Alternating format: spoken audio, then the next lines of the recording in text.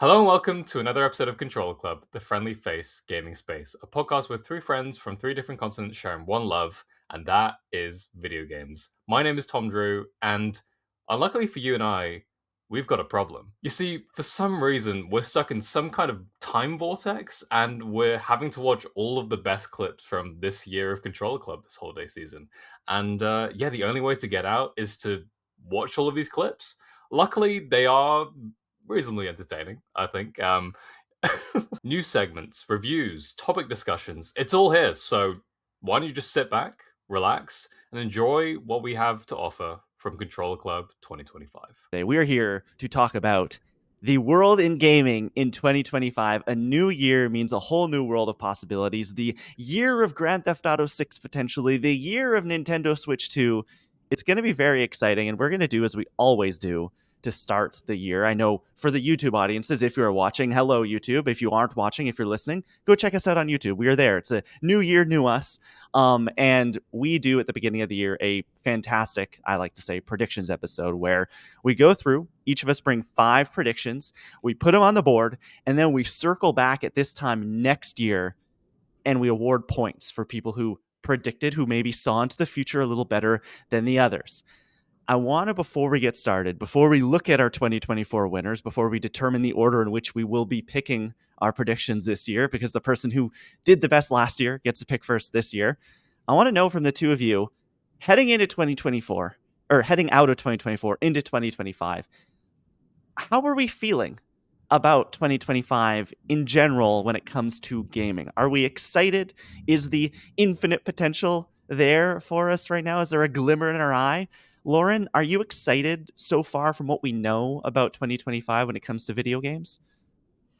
I think 2025 is going to be a huge year. I'm really excited for it. I think when I look back at 2024, even in our Game of the Year discussion, it was a bit of a slower year, I think, in terms of what I was playing. And really the games that were my favorites were ones that I didn't even know were on my radar.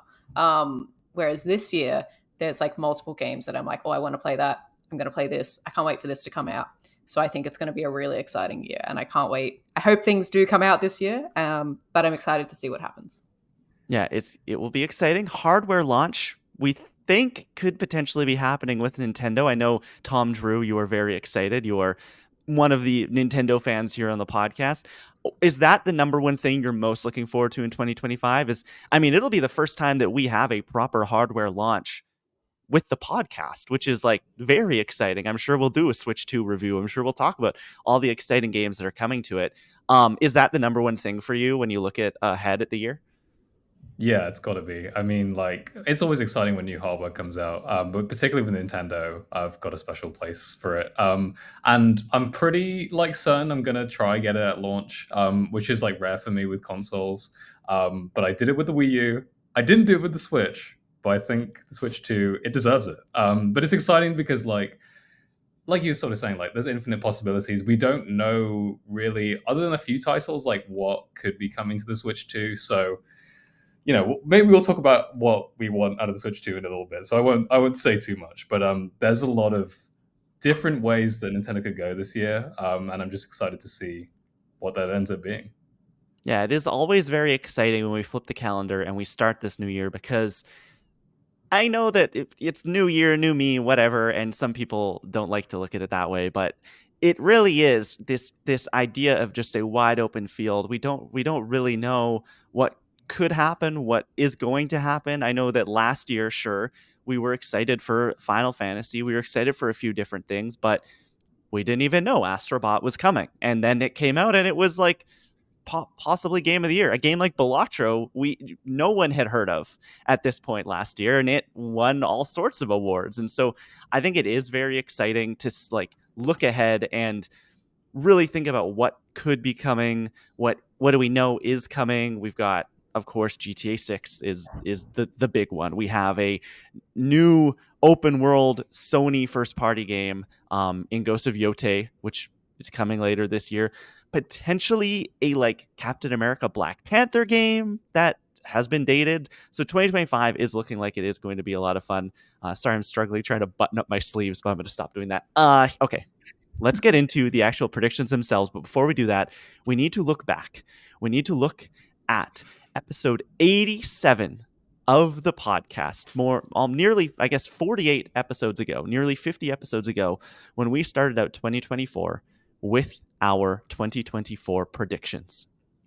Now, there's going to be some debate here because I have gone through and I have awarded points based on what happened and what did not happen.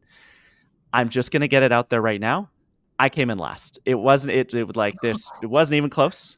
So we'll just go through my predictions very quickly, and then we can let you two kind of fight it out in the dog pit. So my predictions last year, my 5 predictions were: the Switch 2 is revealed.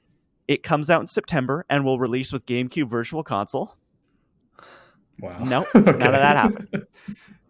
2, an Xbox Game Studios game wins Game of the Year. No. Although Indiana Jones getting rave reviews right now. Just came out a little too late. Number 3, Banjo-Kazooie finally unveiled, and it's being worked on by Rare in partnership with Toys for Bob. Nope. No, not even close. No. Next up, PlayStation will figure out PS3 emulation on PS5 and will make a big push to bring more classics, including PS3, to PlayStation Plus. Still no end in sight with that one. And lastly, Elden Ring with the DLC packed in is a Switch 2 launch title. Switch 2 didn't come out. So I think what I will say, I don't want to reveal my hand. I think I was a year early with a lot of these. How do we feel looking back at what I was? Was I a little too wishful thinking here? Now, like looking at hindsight, Lauren? Yeah, I think you relied way too much on the Switch 2. I think we'll see what happens today. We thought it was coming. We thought it was coming last year. Well, we think it's coming this year. Is it going to come out? Fair. That's a good point. Fair enough. Yeah. I mean, if you just made all these predictions again, like this year, maybe you get a full sweep. I don't know. I'm pretty sure we said this last year as well. I know. But too soon. I feel like the Banjo one specifically, I have made like 5 or 6 times, whether it be at these annual prediction episodes or at E3 time or whatever. Okay, so next up, I want to talk about these. We will go through Lauren's first because there is no debate in Lauren's. Lauren, congratulations. You got a point on the board. You got 1 out of 5. You did it. One Your point. 5 predictions were Ubisoft will announce Far Cry 7. Nope. Didn't happen. Heard some things about it, though. We've heard that game is being worked on for potentially I applied for a interesting job stuff. on it, so it is happening. There we go. Hades 2 wins Game of the Year. Damn. Sorry. Only early access. Assassin's Creed introduces the first ever user-created customizable protagonist. No. We still got, coming up, we've got those 2 dual protagonists here in Assassin's Creed Shadows. And then you had this one. Apple's next Apple TV is announced, and it's focused on gaming with games native to Apple. That didn't happen. That Apple's does not have a video game console. No. You nailed I maintain this it will one. happen one day. One day. They're stopping production on the Vision Pro, which I saw. It seems wild. They put it out. Sorry, is it too expensive? Wow. I don't know. You nailed this. Fallout TV show is going to be good and will be Emmy nominated. It is Emmy nominated. We did it. Lauren Rouse, congratulations. So you get 1 out of 5. Now, Tom Drew, I had some bones to pick with you, okay? Okay. Okay? We'll get out of the way the ones that don't matter. You said an Animal Crossing movie will be announced. No. No. Come on. Then you said Project 007, the Bond game from IO Entertainment, is announced at E3 time and will release in 2024. Jesus. Still heard absolutely nothing about that game. You then said a new Overwatch game will be announced. No, why? I guess we got Marvel Rivals. Marvel Rivals. Come on. I'm not giving you points there. No. Now these 2 is where I wanna. We've got some talking points here. You said the next Halo game is revealed. Oh, yeah. You see, they didn't necessarily announce a game. They said they were moving to Unreal Engine 5 and that they rebranded the studio and that sort of thing. They did not announce a game. I'll say I don't. That doesn't count. Like I Okay, think when going into that, like I was expecting like a like Halo full 8 or whatever. game, Mm. like announcement. So yeah, I don't think Halo that counts. Infinite plus one. Exactly. Lauren, what do you think? Yeah, I think because you were so specific. Mm-hmm. Yeah, that's Mm-hmm. tough. It's okay. Okay, It's so okay. nothing there. And then this other one, I didn't know. I was like, do I give him partial points for this? I don't know. Metroid Prime 4 releases this fall, so last fall. No, you didn't get that. And is the last major Switch 1 game. Like, I don't Hmm. know if it's the last major Switch 1 game. It very much feels like it's going to be, but I think you don't get any points there. Yeah, I think that's fair. That's. That Okay, I game mean, it's hasn't come sad, out, but has it? definitely not. no, no. Right. Definitely has not come out yet. We still Well, don't really know. It's supposed to be this year. Okay. yeah. So Tom, sorry, but you got 0 points. I had you up to 1.5 potentially. You could have won it, but I Oh my wanted to ask. god. It's been long awaited, guys. We've been putting this. We're like hopping and hawing. When are we gonna do this? What are we gonna do? We're going to do it now. About a month ago, cinema happened, guys. Sonic the Hedgehog 3 came out. Ben Schwartz, Idris Elba, Keanu Reeves, James Marsden, Colleen O'Shaughnessy, all back, all having fun. I guess Keanu was new. Telling the tale of Sonic and Shadow, the tales of Sonic and Shadow. That's a Sonic pun. So we'll do a quick review here, and then really the bulk of the conversation will be ranking our video game adaptations from 2024 because we got a lot of them. But we'll get into Sonic 3 to start. I want to ask the two of you because one of the very first reviews we ever did on this podcast was for Sonic the Hedgehog 2. I guess it'd probably be the first movie review we did. And I remember some people on this podcast weren't huge fans.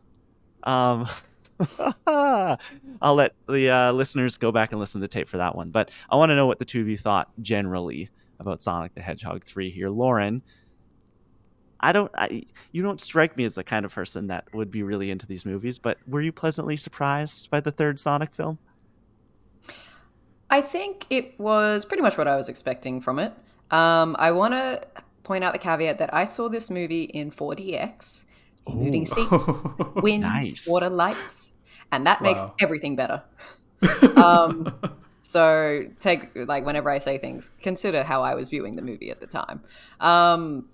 I think it's probably my favorite of the three. But to be honest, when I look at these movies, I think of the Sonic storyline and then I think of the human fluff around it. And I don't think of the human fluff when I judge these movies. And I think the Sonic storyline in this movie was my favorite. Then the human fluff is, as usual, awful. Awful is a strong word, but Tom Drew, what are your general thoughts of Sonic 3? Guys, look. I have been the resident Sonic hater or Sonic movie hater on this podcast for the longest time. You know this. The viewers know this. Sonic 1, I didn't love. Sonic 2, I didn't love as much as the first one. Knuckles, abysmal. Sonic 3, I loved it. I thought it was so much fun, guys. I don't know.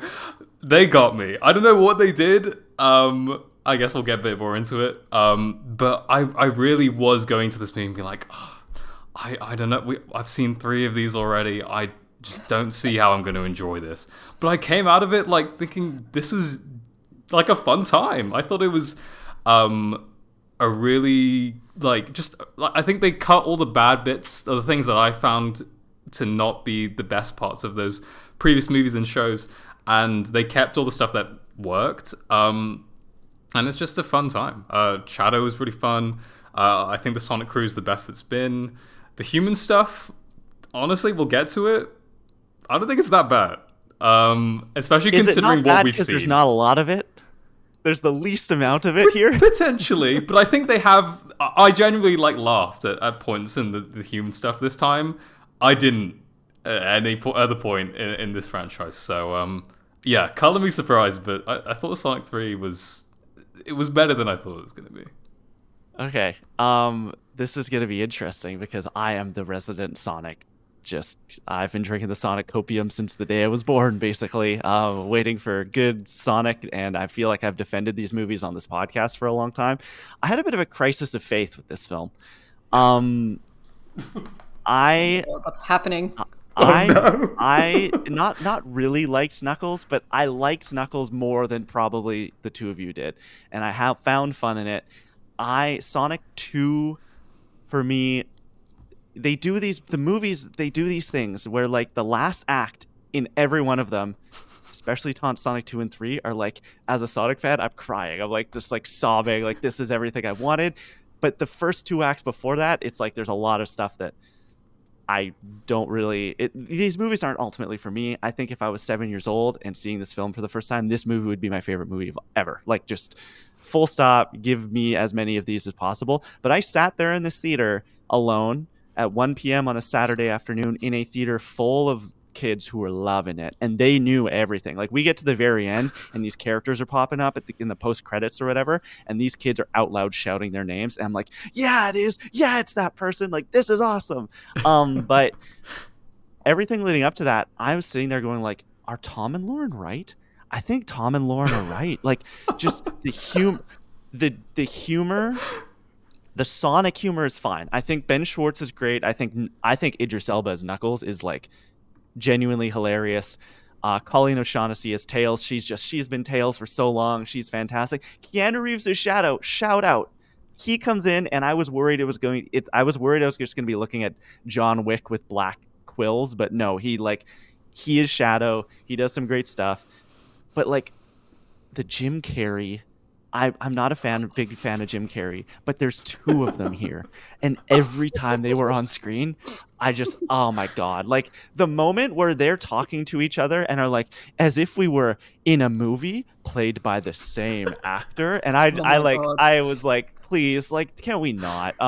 The dance sequence, which I have seen going around on Twitter since then, and it's pretty funny, but it's not what I want in my Sonic movie. And these movies, ultimately, they're kids' movies. They are not for me. But I think they have been getting more and more, I don't know, for the Sonic fans a little bit. Like, they know that people like me who love this character and love this franchise, love this world, are going to come and see these movies too, and that's what the last act of this is. That's what the Tokyo battle with Keanu is. Like, there is moments in this film that are genuinely like, okay, these people care. Like, these are some deep cuts, and I'm loving it. So for that, I do have to give them their flowers. It is ultimately like a 3-star film, but I had fun, and by the end, they did have me going, damn, I guess I got to see Sonic 4 on day one, because that's just it's the same thing that happened last time with Sonic 2, where the ending of that movie, I was like, well, that was awesome. But I don't know. I wanted to be higher on this movie.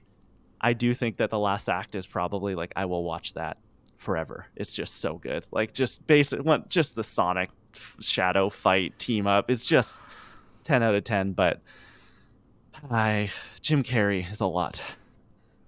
I remember when I was a kid and I wanted to go see movies, and I'd ask my dad, like, oh, can we go see this? There was 2 responses. There was the like, oh yeah, that looks good. And that's usually like a Pixar movie or something like that. And then there's like oh, I'm going to grit my teeth through that. And that's kind of what this response was for me. I mean, like you say, Klein, this is a movie for kids. So this is like, if I had a child to go with, I'd be like, I'm going to like placate you.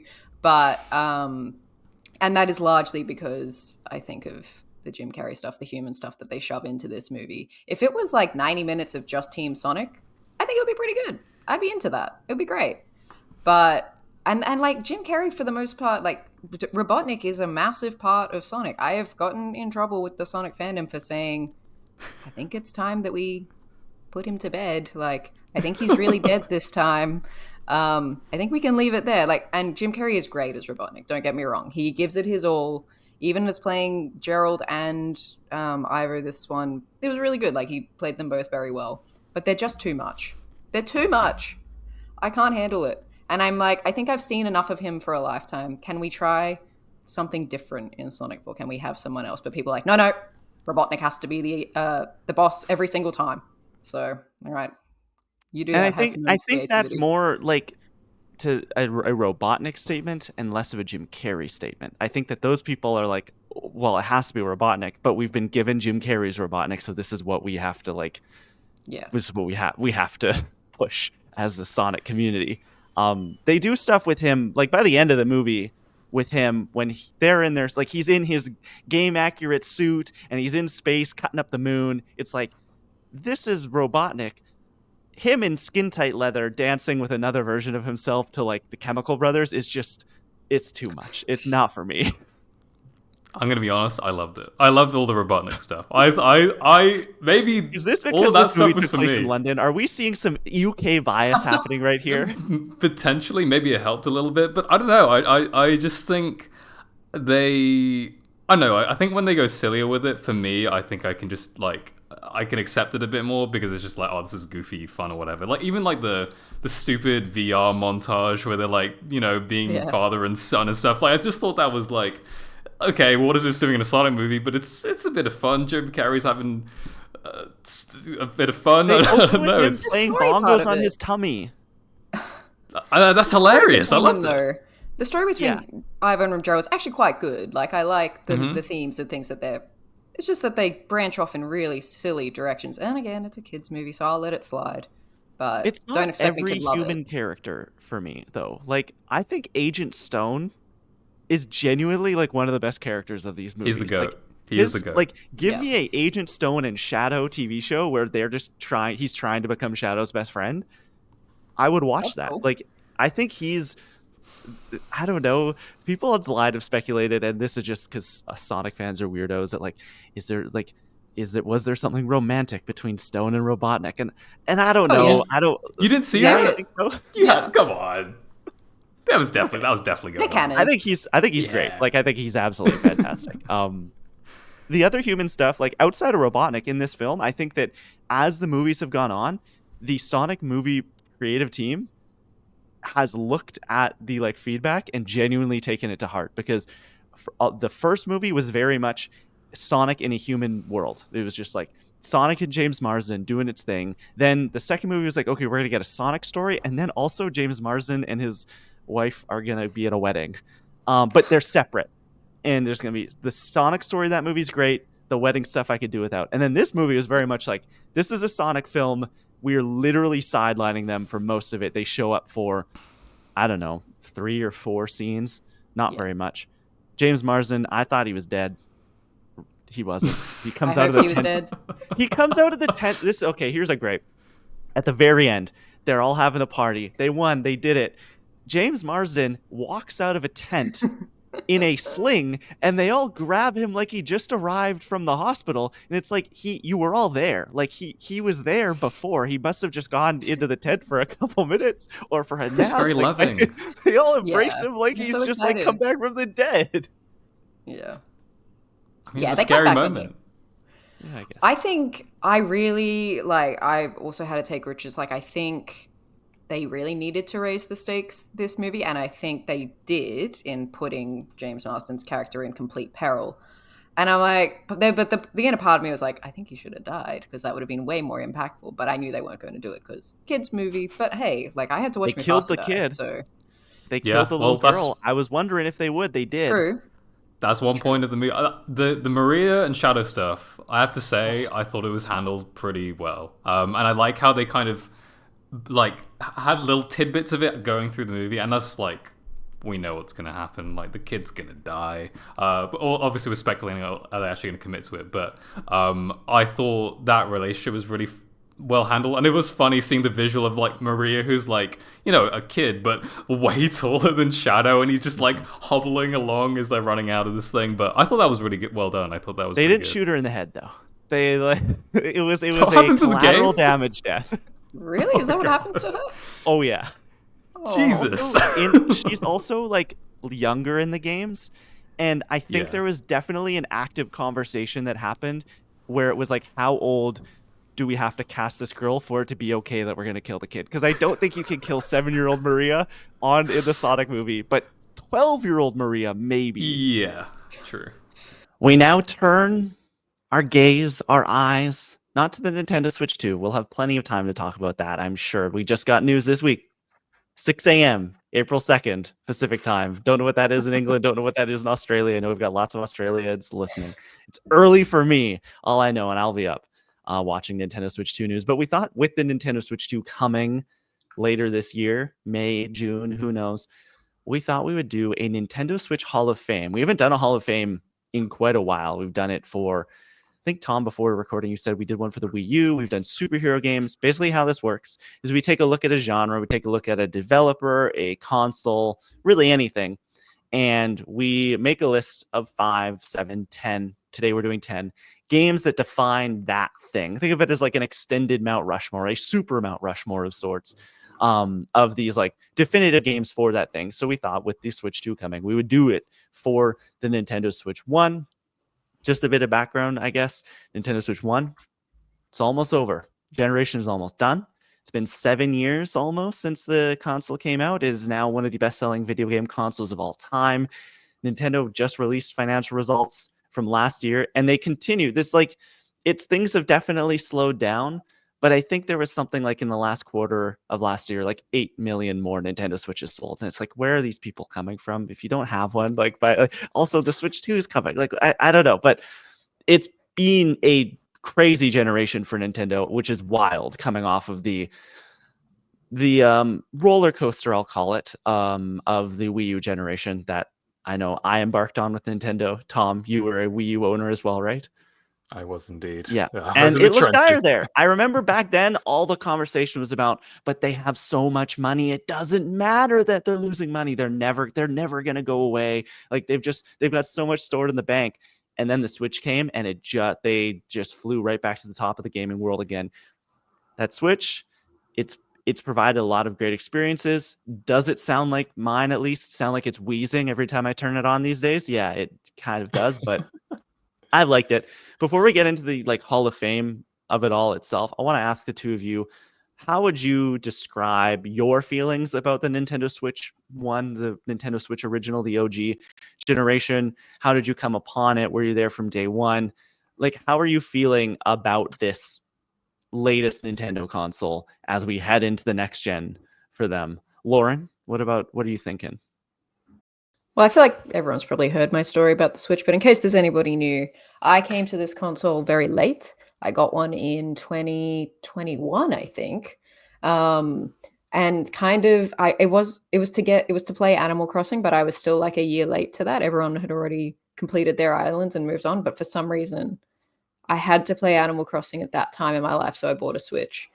And I've loved it since. I can't say that it's become my main console, beyond my PlayStation, but I have loved having a handheld again, because as a kid I was a big handheld gamer. I had a Game Boy, had the PSP, the PS Vita, so I did always like that. And then PlayStation didn't really release another handheld since the Vita, and so having a really, I suppose, good handheld back in my life was nice.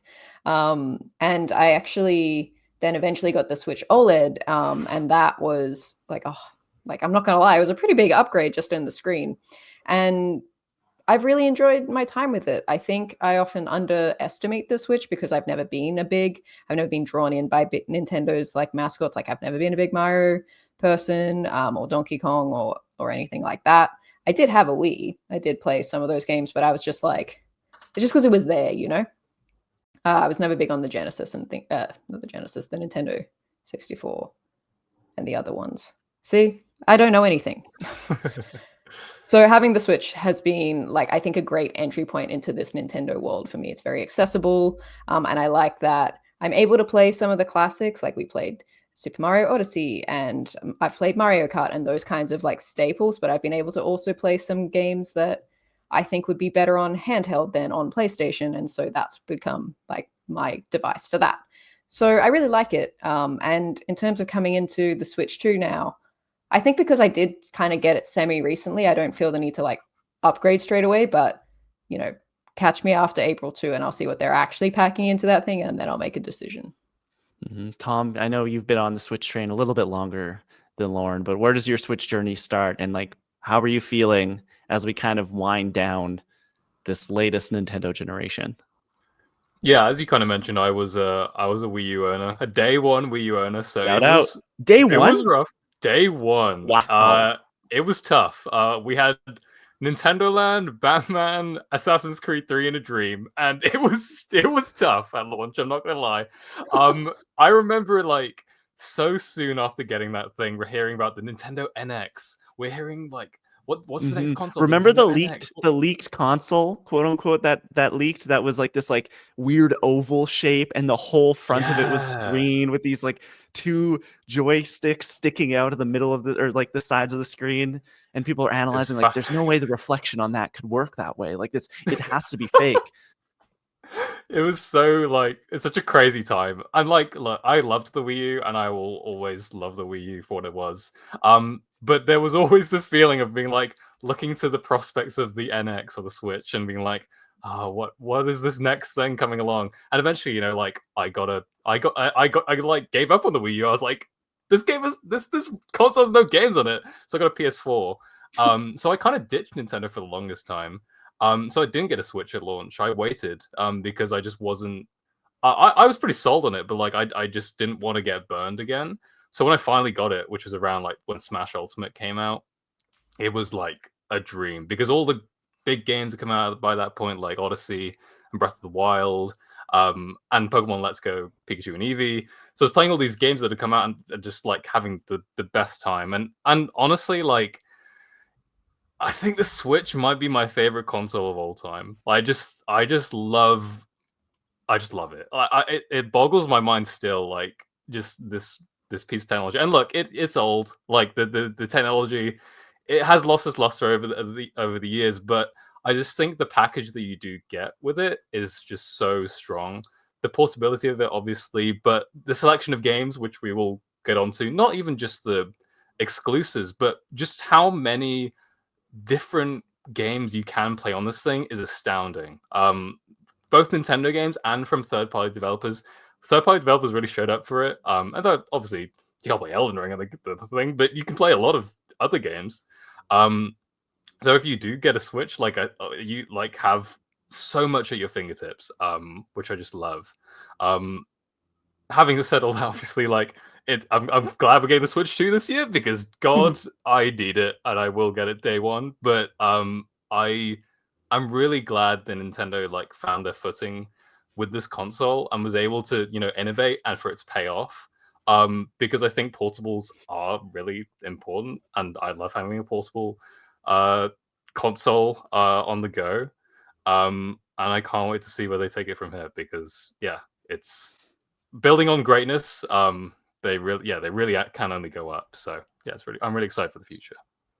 And like adding to that, just on terms of like what other things the Switch can do, like the fact that it can go from handheld to docked and like be on your TV like a normal console is amazing. I know it doesn't output to like 4K or whatever, but that's such a great selling point that you only just need this small dock and you can like take it with you on holidays and have it on the big screen, and things like that. And also the Joy-Cons, like the movement things, they managed to like take that element of the Wii, which was really the big selling point of the Wii with the motion controls and things like that, and also pack it into a handheld.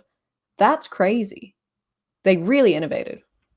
Yeah, I was going to bring up the hybrid nature of it because both of you said the portability, but like you have to like it was mind-blowing that Nintendo was going to merge these two very separate branches. For a long time it was always like, okay, we have great games on portable, the Game Boy, the DS, Game Boy Color, all of that. And then we have great games on the GameCube, the Wii, the Wii U, but never shall the two meet. And there are some franchises that like were very like they were 10 out of 10 portable experiences, but they would come to regular console. Like I think of like the Pokemon is the big one.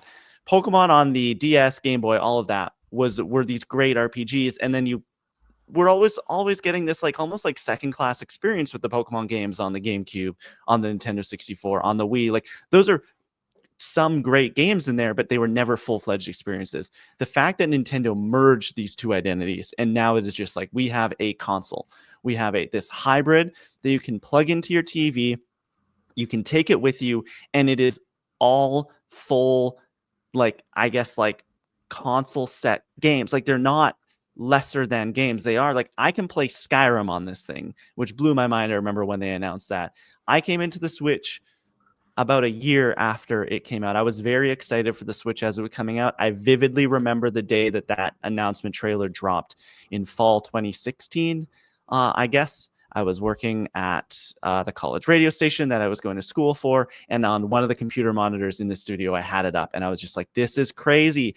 I can't wait to have a rooftop party with my friends and put down the kickstand and play Mario Kart." Like, it was just mind blowing to me. But obviously, that was my last kind of semester of college. And so when the console came out, it was March 2017. I was about to graduate, did not have the money to spend on a new video game console. So it was about a year later when I got a job and was living on my own. And I have loved my Nintendo Switch. It really got me back into being a Nintendo fan. I was a Nintendo fan first growing up. The Game Boy Advance, my GameCube, I loved that thing. I remember freaking out when I got a Wii that Christmas when it came out. And I had a Wii U, but the Wii U was like, I only owned, I think, 4 total games for my Wii U the entire lifespan I had it. It was Wind Waker HD, Mario Kart 8, Smash Brothers, and New Super Mario Bros. U. It was just the Nintendo machine. I played those games and that was it. And so getting back into it and really diving in with the Switch was just like so much fun, and exploring all these Wii U games that I hadn't touched before, and even some games from before that I hadn't touched before. Like, I just last year played Skyward Sword for the first time on my Switch. I got to try the Xenoblade games for the first time on my Switch. It's been, again, like, I'm not going for my third-party games on my Nintendo Switch, but there's been so many great indies and so many great Nintendo first party titles on the Switch that I think it's like, it might be my favorite console. There's certainly some of my favorite games ever on it. And I can't wait for the Switch 2. The other day was over on the Steam website, and they've put up some refurbished Steam Decks that are like half price. And I was like looking at that and humming and hawing, but I'm like, no, I'm getting a Switch 2 this year. It's gonna be better than the Switch. I can't wait. The Switch yesterday, What do you need a I was Steam playing Deck for? You have portable a PC and every gaming. other. Portable gaming. Okay. But I'm getting a Switch 2, so it's okay. I was playing Balatro on my original Switch the other day, and it sounded like it was going to I know crash where you out. live. You don't have to do public transport or anything. What do you need the portable for? Yeah, I like sitting on the couch and playing. Like when we're watching the OC, I sit and play with Balatro. I don't know what to tell you. I can't. Tom has his Pokemon I'm cards. saving you from a poor financial decision. It wouldn't be a poor financial decision. It just might not be the smartest financial decision. Okay, now it is time. We will be building. We'll be doing, I don't know, having some fun with the PlayStation, because we thought, with State of Play happening, the first State of Play of 2025, we wanted to ring in 2025 and PlayStation's 2025 with what we, I don't know, are kind of hoping is a dream. It's a dream project of mine. I don't know about you guys, but we've been wanting to do this for a while. We're going to build a sort of rudimentary, small 12-person roster for a PlayStation All-Stars Battle Royale 2. Now, if you do not know what the heck we were talking about, back in 2011, 12 kind of area, I'm trying to remember the exact year, the PlayStation All-Stars Battle Royale came out, and it was essentially PlayStation's answer to Smash Brothers.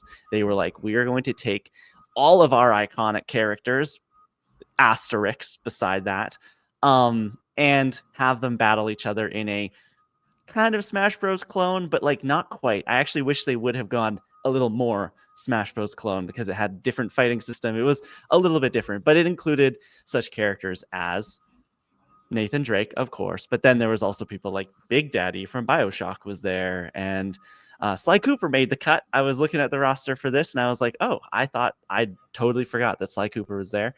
But we thought, if they were to do this again, we are in a bit of a different place for PlayStation now. I think they would have a roster of characters that would make sense to put in a game like this.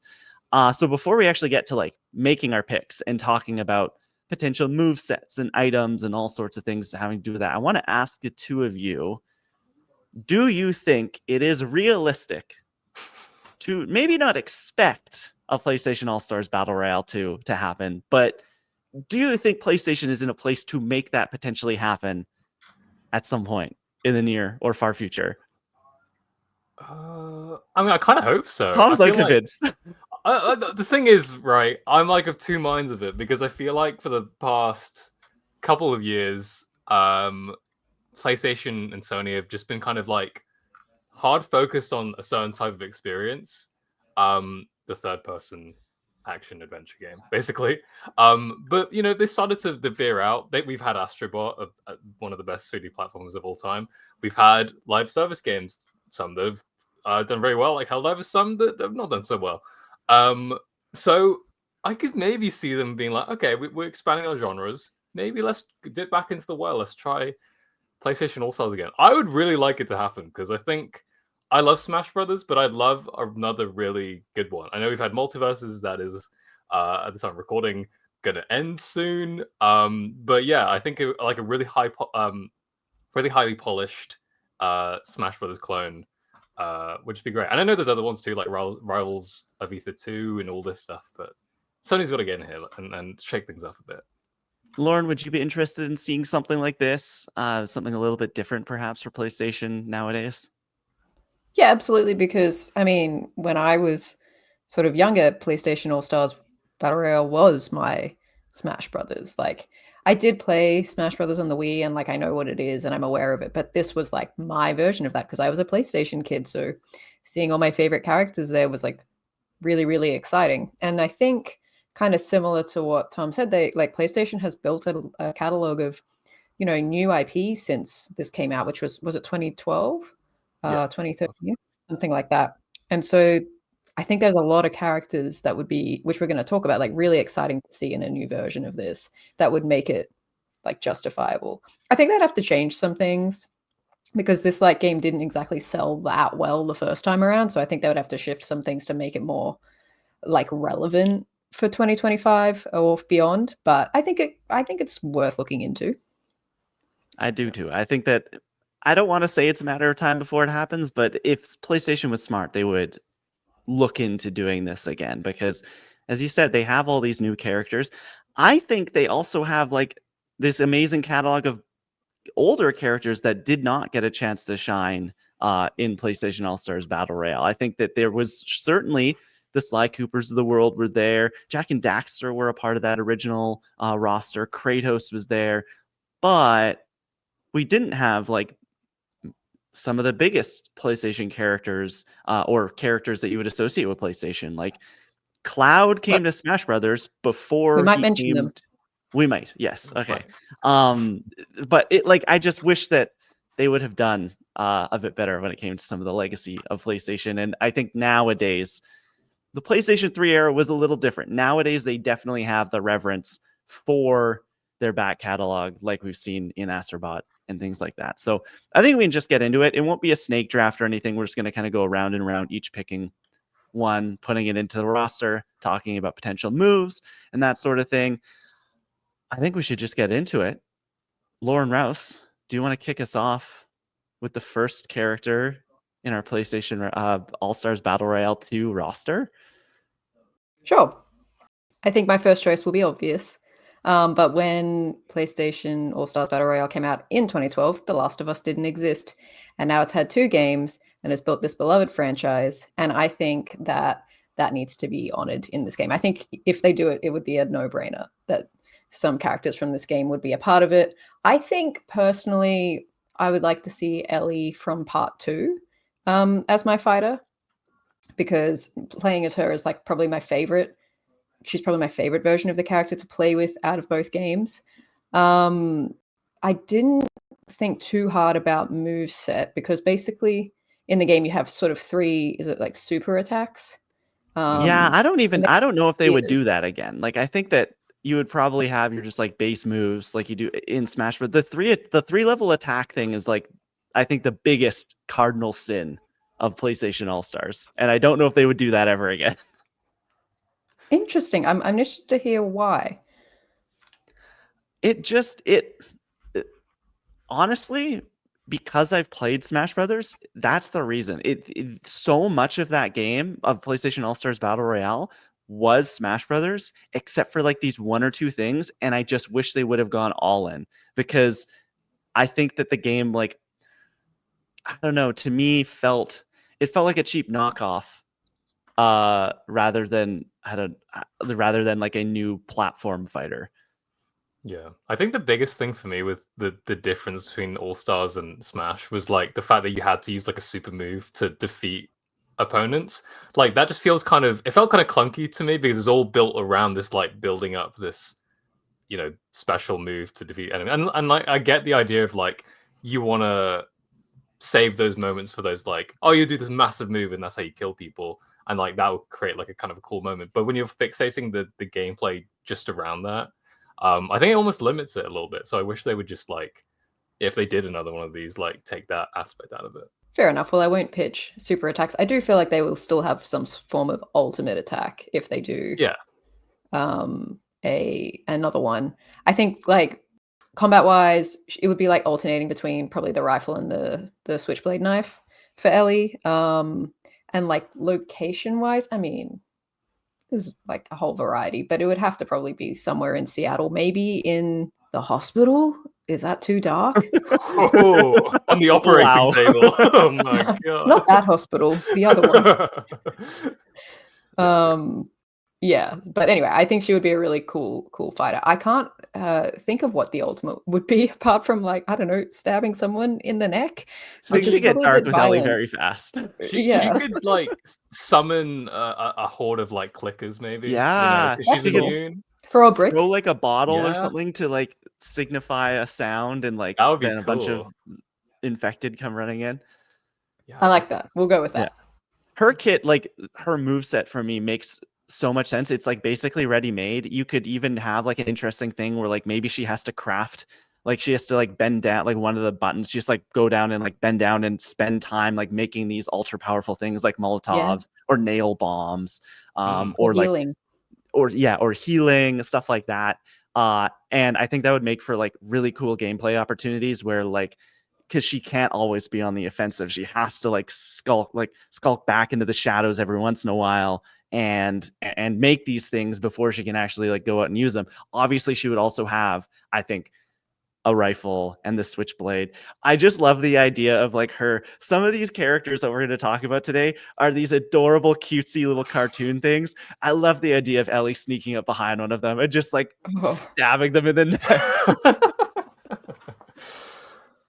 Yeah, it would be pretty crazy. They can make it work though. They can make it work. Like it's Smash Brothers has made it work. Yeah, I think it's funny, like talking about like the upgrading system. It's weird because it reminds me of all characters of Minecraft Steve from Smash Brothers. That's exactly what I was thinking when I was talking about it. Because he can upgrade his like weapons and stuff. So I think it'd be cool to do, because you can do that in The Last of Us, obviously. So if you can have like this like temporary upgrades to your attacks, I think that would be a cool risk reward system in this. Yeah, I think that'd be really cool for like a character like Ellie. Mm-hmm. Okay, Tom, you go with your first selection here. Okay. I'm gonna be honest, guys. My picks are like crazy. They go a little wild. Get crazy, have fun. They're a little bit crazy. Who was the little cat man that was in PlayStation All-Stars Battle Royale? I mean, he was like a big Sony Japanese mascot, but like, oh yeah, they can get weird. Okay, essentially, yeah, that's true. I'll go with the least crazy one, because it's like an actual. This is like a first-party Sony, you know, like character or characters, potentially. I don't know how this player character would work. Anyway, I'm being around the bush. Helldivers. I want a Helldiver in the game, but potentially multiple. You control like multiple at the same time, so you're all basically one kind of unit. Maybe like each one has like a different weapon or like stratagem or something to differentiate, and you can like kind of almost select like what they do based on the attacks that you use. But I just think it would be really cool. And like the the kind of voice lines that they could have and like the taunts between them, I think would be for really democracy. fun. Yeah, like it would be really cool. I think maybe like they recently added like vehicles to like one of the attacks could be like jumping into the car and then just kind of sliding around. I know that's one, like, I can't remember which character off the top of my head does that in Smash, but I guess like Bowser Wario Jr. has, or Wario, yeah, like with his bike. So something along those lines. And then like obviously the ultimate would be kind of like a massive laser or Big just like orbital blast. The laser. yeah, just yeah, like a massive stratagem to finish 500 everyone. kilo bomb. Yeah, literally, just throw everything at your opponent. Hell bomb. Yeah, oh yeah, you could end it with a Hellbow. I think that'd be really cool. So yeah, that's my pick. I think Helldivers have definitely. I mean, they're in secret level for a second there. They've definitely risen to the status of being worthy of this kind of game. So They're getting a yeah, that's my movie. pick. They are getting a movie. Yeah, they're everywhere now. It's crazy. They're icons. That works. Yeah. I like it. I don't think this is crazy at all. I had Helldivers on my list to pick as well. I like the idea where you're like you have to manage multiples, and Yeah. I think it would be funny if you had sort of one that you're controlling, and while that's happening, the others are useless, and you can get hit by friendly fire. Ooh, that'd be a fun mechanic. Because yeah, that's what like, happens. yeah, that's true. You just blow one of your other guys up, and it's like 30% damage. What if off it starts rip. with one and one of the attacks is you can like respawn beacon like up to 4, but the risk of having 4 of them is that it is friendly fire is on and you're controlling all of them, so that like anytime they shoot or like throw grenades or anything, you have to make sure that all of them are away Yeah. from that, because if they get hit, you lose them. Yeah. I think that could be like really interesting. I'm kind of thinking like almost like Olimar and the Pikmin in Smash Bros, Exactly, where he's yeah. got like a few Pikmin kind of trailing behind him, but they can get caught in the crossfire as well. Yeah. That's Well, in cool. terms of Which location? yeah, that's the thing. I feel like Levelland Creek, right? that would be cool. That would be a cool thing to do. Yeah, I like that actually. Yeah, throw that in. Why I not? would. What about the ship? Like, what about your ship with like Oh, the war table and stuff? Like, I on think the that could be Star a pretty cool Destroyer. one too. That could be cool. Yeah. It could also be like a traveling stage, like a Yeah. Pokemon Stadium Sure. or something, And you like go to different each planet it goes to has different hazards. Like there's an Yeah. earthquake one, so it all Yeah. shakes and like everyone Exactly. gets stunned. And a random Terminid like comes and like starts Yep. attacking people. Yeah, I like that. Yeah, I like it too. man, you guys, this is good. This is good. I was thinking very quickly on Ellie. If Ellie had an alternate costume, she could be. I was like, how do we do Ellie and Joel? You could have like alternate costumes where like half the costumes are Joel, half the costumes are Ellie. Unless you think they would have different enough movesets. I think in reality, like I only said Ellie because we can only pick one, but in reality, Yeah. I think they would be adding Ellie and Joel Yeah. Okay. if they did this. They'd be very similar characters, I think. Oh my goodness. I'm like, there's some that make sense, and then there's some that I just think would be really fun. Yeah.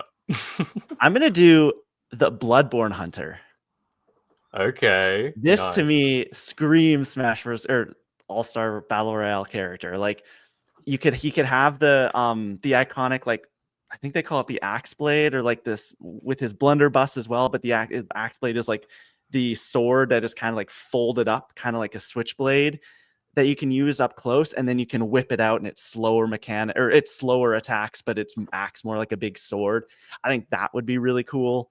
Of course, the blunderbuss, maybe he could like have like a parry move where if he blocks your attack right at the right time, he could do some like crazy follow-up like he does in the games, where he goes in behind and like does like a big backstab. He just looks really cool with the big pointed hat. I know that you kind of make your own character in Bloodborne, but I'm thinking like the iconic Bloodborne Hunter that was used in all the marketing and is on the cover. It just works. It makes sense. It's a PlayStation property. You want to talk map locations, Yarnum, just let's go. Everything will be wet. It'll be absolutely disgusting. I love the idea of this just like demon slayer thing fighting the Helldivers and fighting Ellie from The Last of Us. It makes a lot of sense. Ultimate ability, maybe the ultimate ability would be like his cool like flashy like backstab move, or he like summons one of the like just monstrosities from that game and it runs amok. That would be awesome. Like a Giga Bowser sort of thing, just kind of like coming in and like attacking everyone.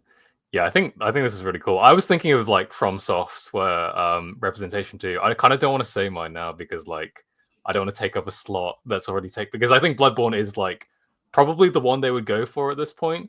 But yeah, I mean, I'm sure he'd have like a roll dodge because it's very, very Souls.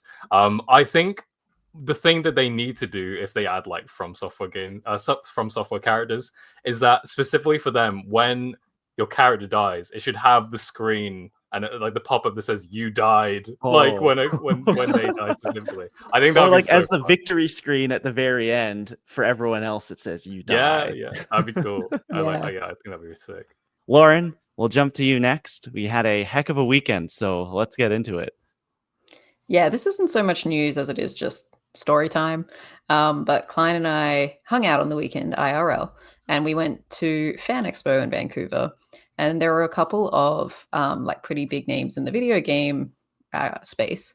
In particular, Troy Baker, who obviously we love from The Last of Us, but he's actually, as we've realized, been in pretty much everything: Bioshock, Marvel Rivals, Uncharted, a lot of things. He's Indiana Jones. He's going to be in Intergalactic. And also Najee Jeter, who is the voice of Miles Morales in Marvel's Spider-Man. And he was also Sam in The Last of Us, the first one. So we got pretty lucky. We could meet both of them, have a few chats, even got to interview Najee for the direct. So stay tuned over there for our coverage. I also don't know if like we'll end up maybe putting some audio in the podcast of what we heard. We'll see if it actually turned out all right. But if not, we'll just recount what happened. So, Klein, you weren't there for Troy's panel, but he is very much a showman when he comes into these like conventions. I've seen him once before do it. And basically, a lot of panels, people just sort of like sit down in their chair with the moderator and act a little awkward. Not Troy. He's up on stage. He's walking around. He's like he said like, basically, you're all here to attend church. And like he was giving sermons. But yeah, he gives very in-depth answers, will go on kind of long-winded stories, but they're all like quite entertaining. He's entertaining to listen to. But basically it was a Last of Us panel. Nobody had any questions that weren't The Last of Us related. He got into some really interesting stories about how like, you know, the first time that Neil pitched him and Ashley on the story and how it was sort of like instantly they knew that it was going to be something special and that it was really relying on them as actors to like get it across the line. He talked about learning about a character's death in The Last of Us Part 2 and how that kind of evolved. And I don't want to spoil it in case anyone does not know about it, but also it's been like 5 years, so catch up. But anyway, it was an interesting story. Basically, I think that this character's death, like it did not go quietly. Like they had lots of arguments about it. And then in the end, after playing the game, Troy said that he came to the conclusion that they think they did the right thing. But also, like, don't throw hate at the actors who are involved, particularly Laura Bailey. So he reiterated that. There were a few other stories. I did get to ask a question after holding my hand up for 45 minutes. So I have a new arm muscle that I didn't know I had before. And I asked him about whether there was going to be any of the cut content from the games that he worked on that he would like to see in the TV show. His answer was kind of, again, a little bit long-winded because his thing was like, I don't remember there being anything that we used that was cut because basically in game development, you don't really make things unless they're going to be used in the game because it's such a lengthy process. So he didn't really give me a straight answer on that, but did say that he thinks that there will be like that they will go into side characters and things that we haven't seen in the games in the TV show, and that he's very excited for it. Yeah, so that was kind of the main things out of the panel that I can think about. But we also did get to go up and meet him. Again, a YouTube audience exclusive, but I got my game signed, which is kind of cool. So cool. Yeah, so we got to go up and say hi and take a selfie. And I asked him about, I think I told this story on the podcast maybe a couple of years ago, but I went to Songs for Joel, which he did in Sydney. I kind of brought that up with him and he was like, oh, you know, that's so great. I really want to keep doing those. He didn't do one in Vancouver, unfortunately, but that he's planning to release like an album with all of the songs for Joel. So that'll be cool for everyone to experience that for those who don't get to go to these like really quite small and intimate concerts. So yeah, that was a really good experience with him. But Klein, it was your first time meeting Troy. Did you have similar feelings? Yeah, it was pretty cool. Like I just went up with Lauren was the paying customer, so Lauren was getting the photo and getting the autograph. But I just went along, and yeah, it was kind of surreal to shake his hand and say hello. I was a little upset I didn't get to go to the panel. I was busy getting Resident Alien Season 4 release updates. At their panel, I was putting in the hard work talking to Alan Tudyk. I got a signed notebook from Alan Tudyk for asking the question, and that was pretty neat. But That's pretty cool. yeah, Cool. meeting Troy was just he was so personable. He really comes off the way that he does in like most interviews I've heard him talk. Like, yeah, he is very like, he likes his stories and is very like into everything that he does. He's a very passionate guy. And so just like getting to get up there, getting to talk to him. I don't know how he was standing on that show floor all day long in a thick cable net turtleneck and a leather jacket. And his hair still looked perfect. And he Amazing hair.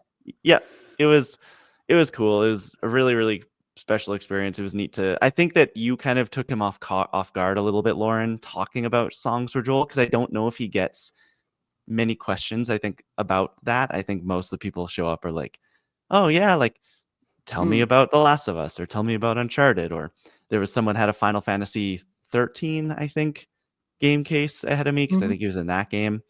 And so it was neat to see him kind of light up when you brought that up, and because I don't think he talks about it very much at these conventions. So yeah, that was really cool. And then the other big one was, it's like Najee was just meeting Spider-Man is amazing. Yeah, so we didn't know that we would get a chance to interview Najee because we'd basically been told at the head of the weekend that he says he doesn't do interviews.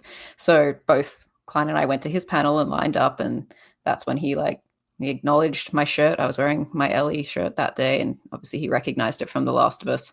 And we tried to get some Spider-Man 3 spoilers out of him. He's very like NDA'd up to like the ninth degree.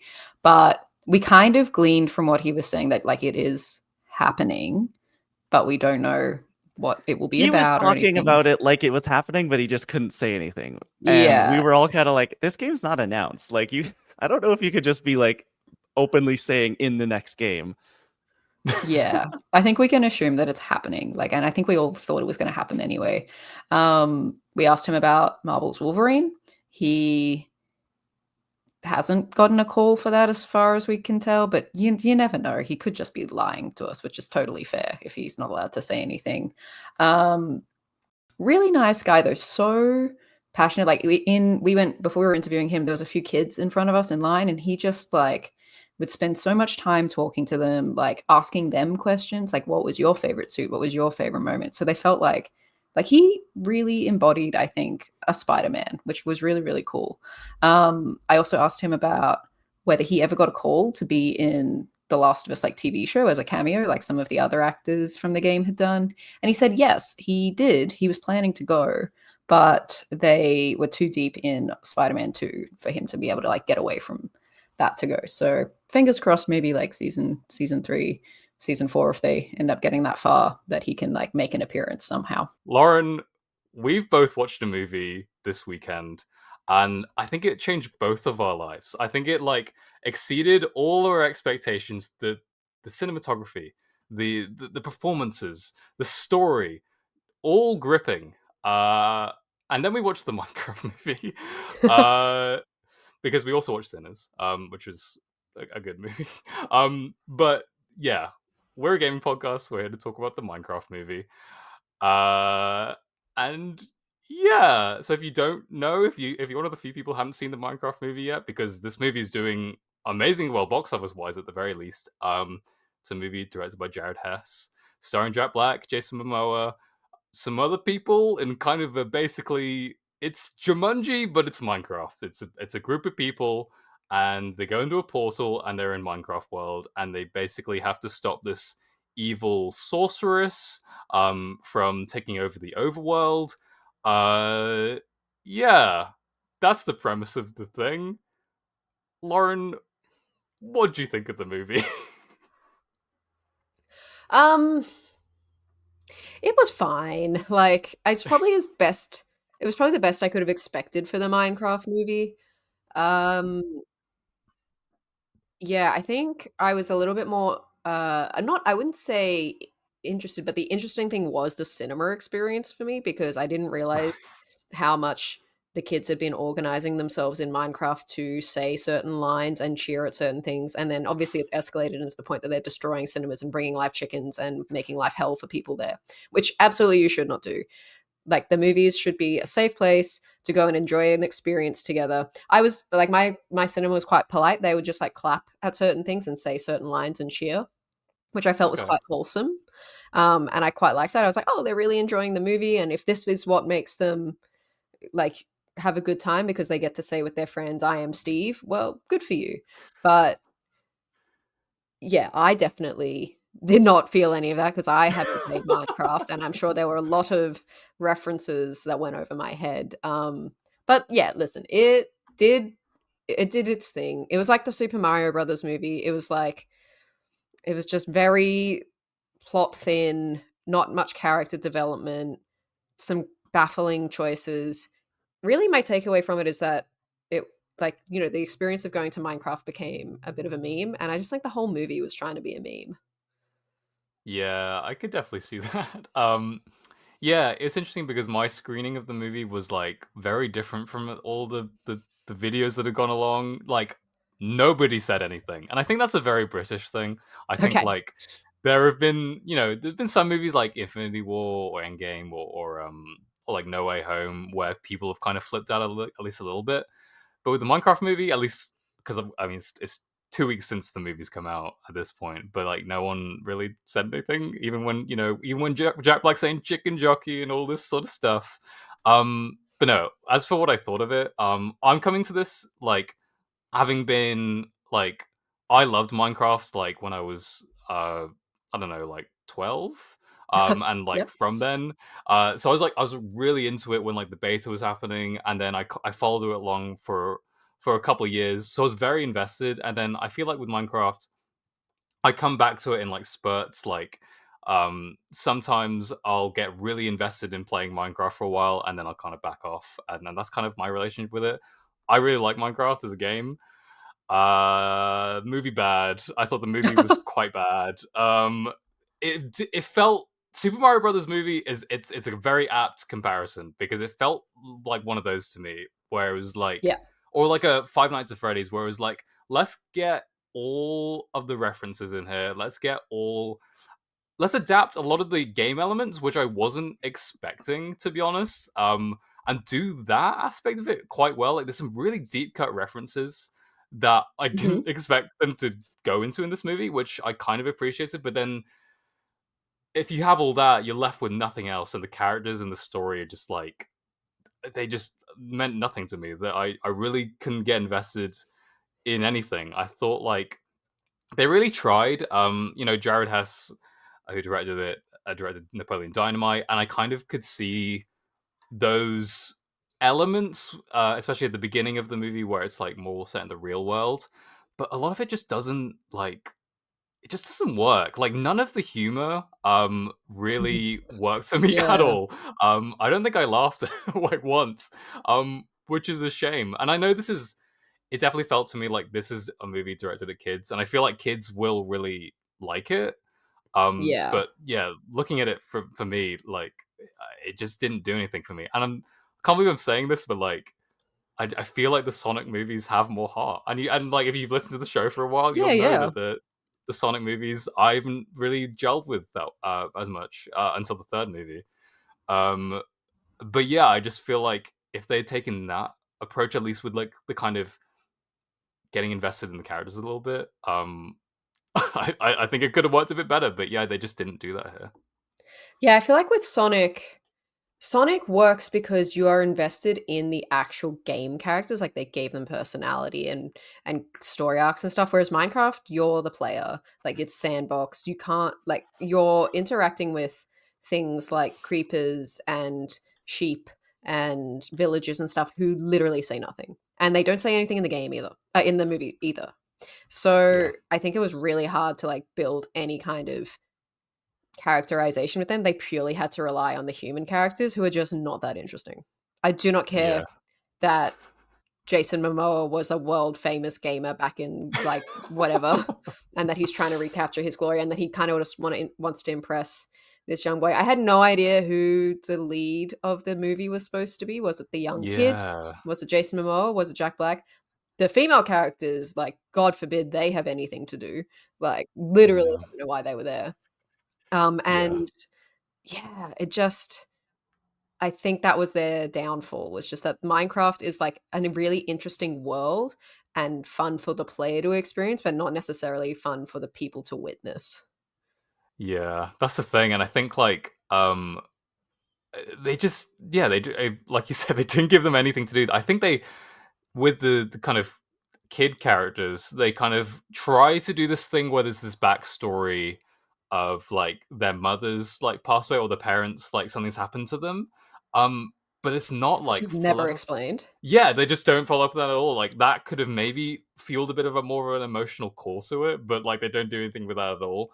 I heard on another podcast, the Weekly Planet that I listen to a lot, they were kind of talking about the movie and like they kind of pointed out that one way they could have structured it instead is like this kid is kind of positioned as like he's really creative and he's like wants to do all these things.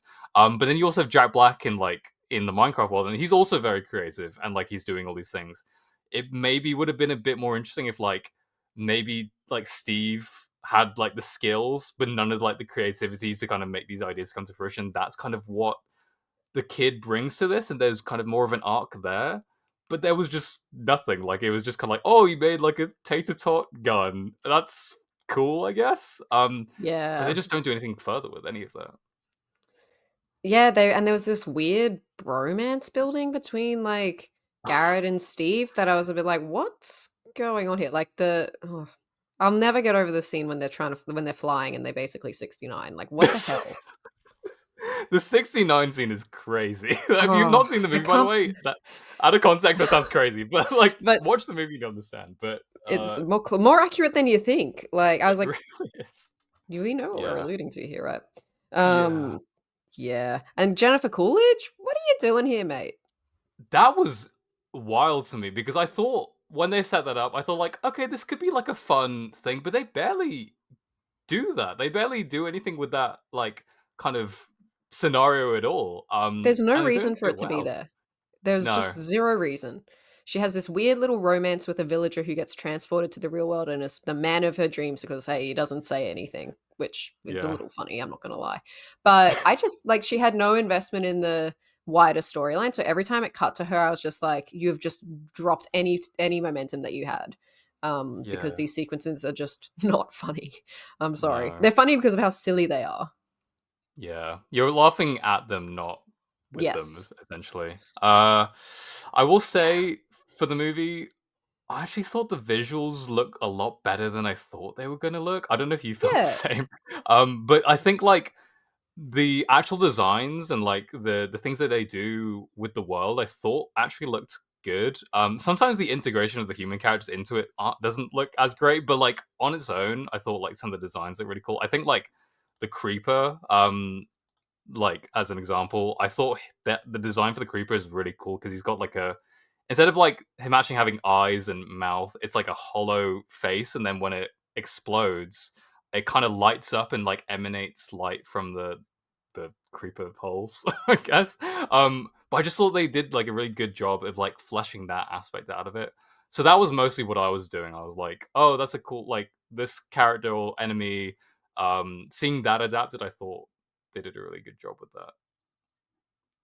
I mean, Yeah. you would have got more references than I would. I was in this position like somebody who I needed to be in The Last of Us, where I have no context or anything. So, as just an outside viewer, I was like, again, the story did the bare minimum. I was taken on a journey, I suppose. It was very silly and not engaging.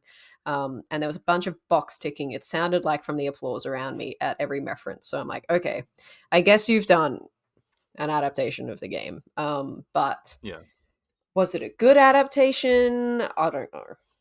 Yeah, well, that's the thing. Like, I was watching it, and I was like, oh, they're playing the music from the game. Like, and I loved the music from Minecraft. Like, C418, who composed it, like, did an amazing job, and I'm glad they included it in the movie.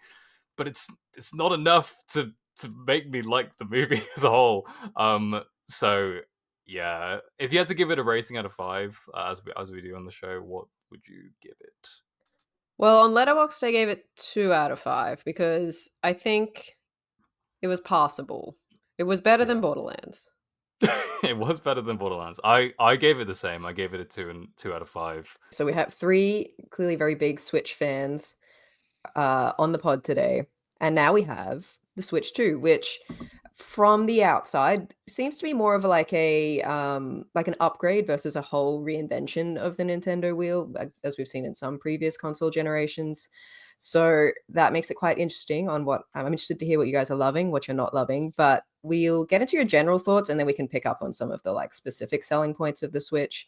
So yeah, who wants to go first on their like experience with the Switch 2 in the last week? Has it been a week that it's been It's been officially a been out week. now? Yeah, it's Okay, been a yeah. week. And I know, Klein, you got yours sort of midway through the week, and Tom, you've had it last week. You were talking about it. Brian, I don't know when you got yours, but yeah, take it away. Whoever wants to go first. I can jump in quickly because I think, had the least amount of time with it compared to everybody. Mine was delayed. There was a sinkhole in the highway and Walmart screwed me over. But we got it. It's fine. It came on Monday. And I'll just say, as I mentioned, my Switch 1 was a year one Switch, and that's the Switch I had all the way through the generation. And I felt this way coming into the Switch 2, that I would like feel like this picking up the Switch 2 for the first time. It feels like I've jumped 50 years into the future. Like you did say, Lauren, it is a bit of an upgrade compared to a full reinvention. And I'm happy about that. Nintendo can be so focused on gimmicks at times that it actually takes away from the success of the last thing. They didn't need to do anything else here. This is very much a Switch Pro, but it's the best Switch Pro I could have asked for. The screen's incredible. It feels like the first time I picked it up, it feels like a piece of technology as opposed to a toy. Nothing feels flimsy. The screen is amazing. The Joy-Cons feel like really nice and like very well built. Whereas the Switch One, I always felt like if I really wanted to, I could just like snap it over my knee. I'm loving this thing. I'll say to you, Lauren, someone who doesn't have it, I don't think you need it right now. And I think that that's okay. This launch is very much like, if you need Mario Kart, pick up a Switch 2 now. If you don't, you could probably wait, because other than Mario Kart, there isn't really a lot begging you to play it. But because Mario Kart is here and it is so good, I think that if you want another Mario Kart experience, this is the time to get one. But I've been super impressed with it. Every time I pick it up, I just can't, like, I look at the screen and I'm like, I can't believe I was playing on this tiny little thing for the last 7 years or more. 8 years. Yeah, I mean, so I've had it a bit longer than Klein. I got it on launch day, and kind of similar to I guess some early kind of impressions. Last week, I'm still really enjoying the Switch too. Kind of like how Klein mentioned. I don't think everyone needs this right now. I think because at least both of us have had, the original Switch for quite a while, this does feel like a massive jump. Playing some of these old games and seeing them run at 60 The old games FPS are crazy. It feels illegal. Yeah, it doesn't feel like some sorcery is going on behind the scenes, and to look this good and run so well. So for that, and the fact that Mario Kart, I'm having like a ton of fun with it. Those things combined, I think, makes it worth it, because there were a lot of games on Switch One that I was purposely waiting to actually play, like Pokemon Scarlet's DLC, or like Dragon Quest 11, like a big massive game. I was waiting to play that. Xenoblade Chronicles, the original one. Like there were a lot of games I was waiting just for this upgrade, because I knew the bump would be worth it, and so far it has been. There are obviously like some other gimmick things that we'll get into, like game chat and mouse mode, and those things are nice little bonuses as well. But I think for me, as a Switch lover, this is like the perfect kind of package. Again, I don't think this is for everyone right now. Once we get a couple more games down the road, maybe that's a different conversation. But at the moment, I'm loving the thing, and it's a lot of fun. Yeah, I think that it is a substantial upgrade over the Switch 1, in that, like, suddenly you have 4K resolution, up to 120 frames per second in your games. And by the way, when I was at the Switch 2 reveal event in New York back in April, I got to play Metroid Prime 4. I got to play Donkey Kong Bonanza. I got to play the new Mario Party stuff, like the new mini games, and I got to play like Civ 7 with the mouse control, and Dragon Drive, the wheelchair basketball game. And all of that stuff works like magic. Like I literally on my way to recording this podcast, I swung by Target so I could get the camera for my Switch 2 because I don't have any accessories for it. And then I have a Pro controller being delivered to me today. And it's like I'm slowly ramping up. I already got like my micro SD express card because those file sizes are much bigger than they were on Switch 1 now, especially the third party stuff. Like Street Fighter 6 is like 52 gigs, which a couple games like that, you're going to be filling up that 256 gigabyte hard drive. But to echo Thomas, like I think Mario Kart World is like the official like killer app. But for me, like the biggest attraction right now is I really want to replay Breath of the Wild, Tears of the Kingdom, and Pokemon Scarlet and Violet because especially Scarlet and Violet, that ran like such garbage when it was on Switch 1. And I fired it up and I played like the opening hours of Scarlet and Violet. And I'm like, oh my God, if the game came out like this, people would revere this title instead of it being like a poisoned name of like, oh my God, Scarlet and Violet. No, That's what everyone said at the time was this is a really good Pokemon game that performs like crap. I still get people giving me crap about it because I gave it an 8.25 out of 10 because I was just like, this is a 9.25 game out of 10, but it runs so poorly that I take an entire point off of like the review score. And people are still like, oh, you're bought and paid for. I'm like, no, I think this is like, if you actually, spend the whatever 40 hours or whatever I spent playing through the game, you find that like there is a lot to like about Scarlet and Violet. It's just buried under a technical disaster. Now that it's not buried under a technical disaster, I truly hope a lot of people go back and like experience this game either for the first time or they give it another shot because it is revelatory how much better that game runs. And then I just played around the Great Plateau on Breath of the Wild and I was like, my Lord, I'm going to dive back into this too, I guess. That's good. It's like a rediscovery of. It's almost like having the Switch 1 again, but like reliving the highlight years of the last. It's like playing what could have been on the Switch 1 is really what it is. It's like we could have had this. Like this is what we were missing. Today we will be reviewing episode 1 of season 2, Future Days, right? That's the title. It didn't have the title when I looked at it yesterday because they don't add the title until after like a couple hours after it's up, but Future Days is what it's called, right? Future Days, yes. Very big homage to the game there. It makes even less sense, the Future Days Pearl Jam thing, but we'll get to that when we get to it in this universe. Lauren, I'm going to hand you the keys to the kingdom here, give you the steering wheel because you're going to be leading our Cordyceps Club review coverage here. So let's get into it. It's why you're all here. The Last of Us Season 2, take it away.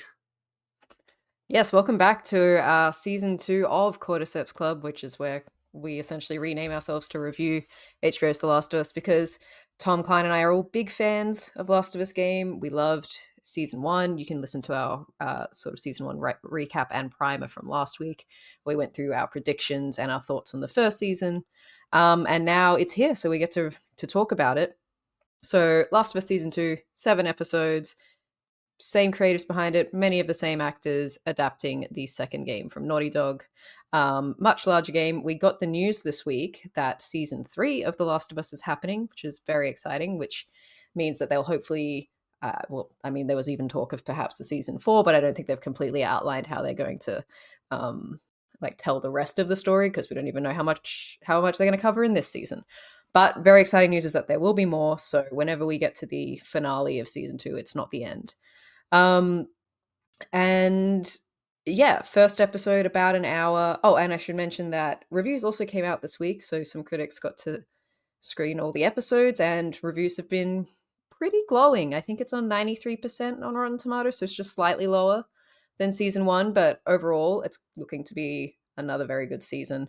So before we get into a full recap of events, Klein, how do you feel about the first episode overall? I'm feeling good. I'm feeling good about the season so far. I'm feeling good about the first episode. I was in a weird headspace coming into this. Like I don't know if I was excited for season 1.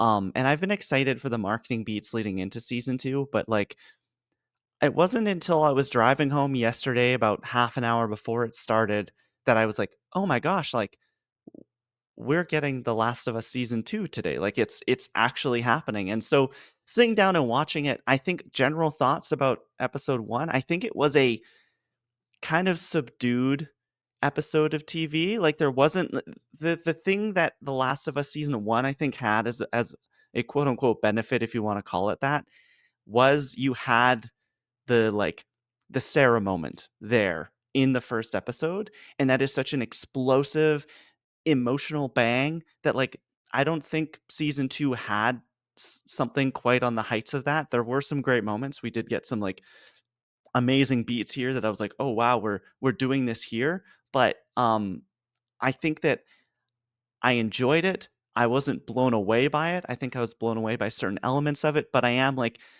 I don't know if this is a 10 out of 10 premiere for me. I think that this is just like kind of like okay, like we're kind of getting back in the gear of things as a viewer. Maybe if I rewatched it, I may be higher on it. But like right now, coming off of it, watching it one time, it was kind of like, oh yeah, like this is what this sweater I haven't put on for 2 years feels like, and I'm still kind of like adjusting to that. But I did overall enjoy it. I don't think I'm quite as high on it as I was on the season 1 premiere at all.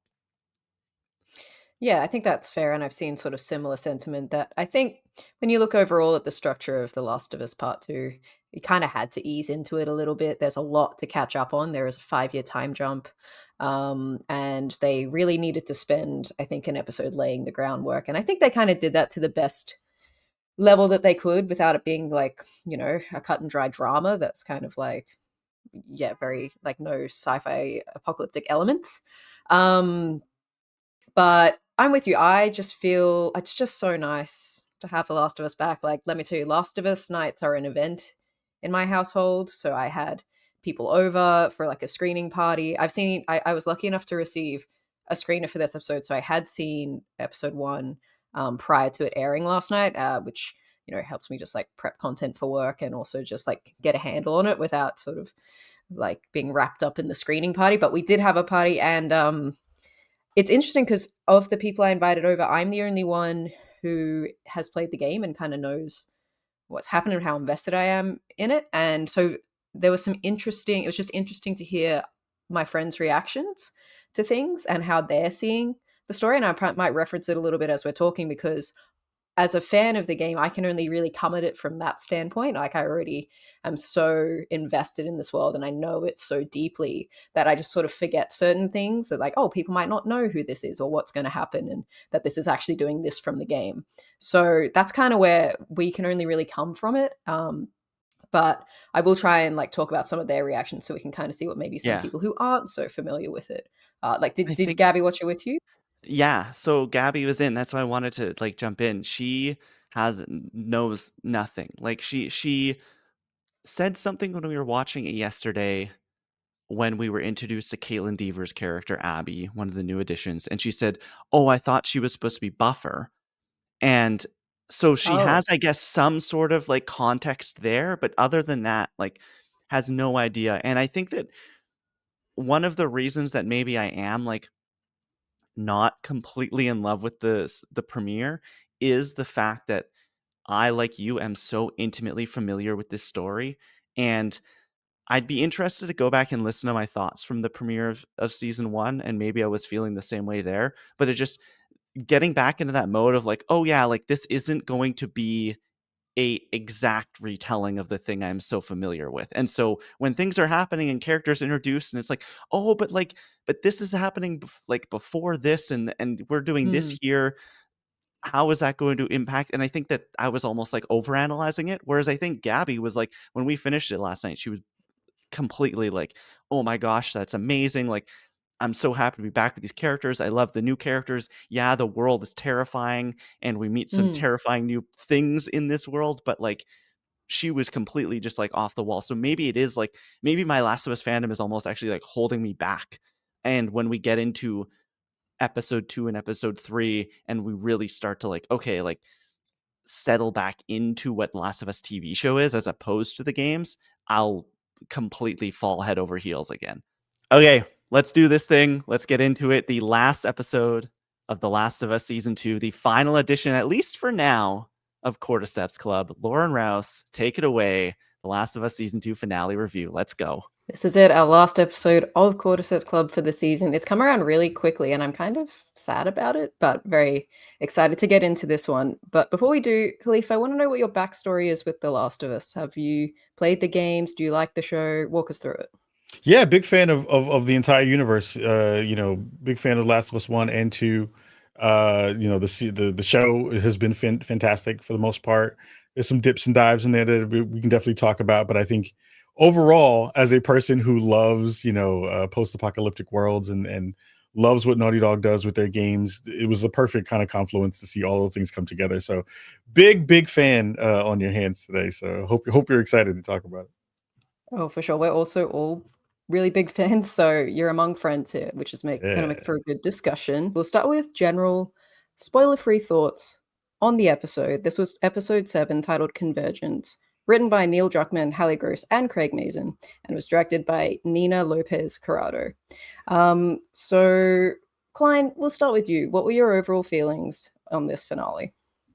I loved it. I thought that we landed the plane quite well on The Last of Us Part 2, as Ka kind of teased there. I think this season specifically had its ups and downs. I don't think it was nearly as consistent as the first season was, or maybe even when we get to overall thoughts, as strong as the first season was. But I thought they really nailed what The Last of Us Part 2 feels like to play in this final episode tonally. I thought that Bella Ramsey really embodied that angry Ellie for the final little bit here. I loved the way that it ended. I thought just setting up where we're going to go from here was fantastic. And I thought they ended it very strong.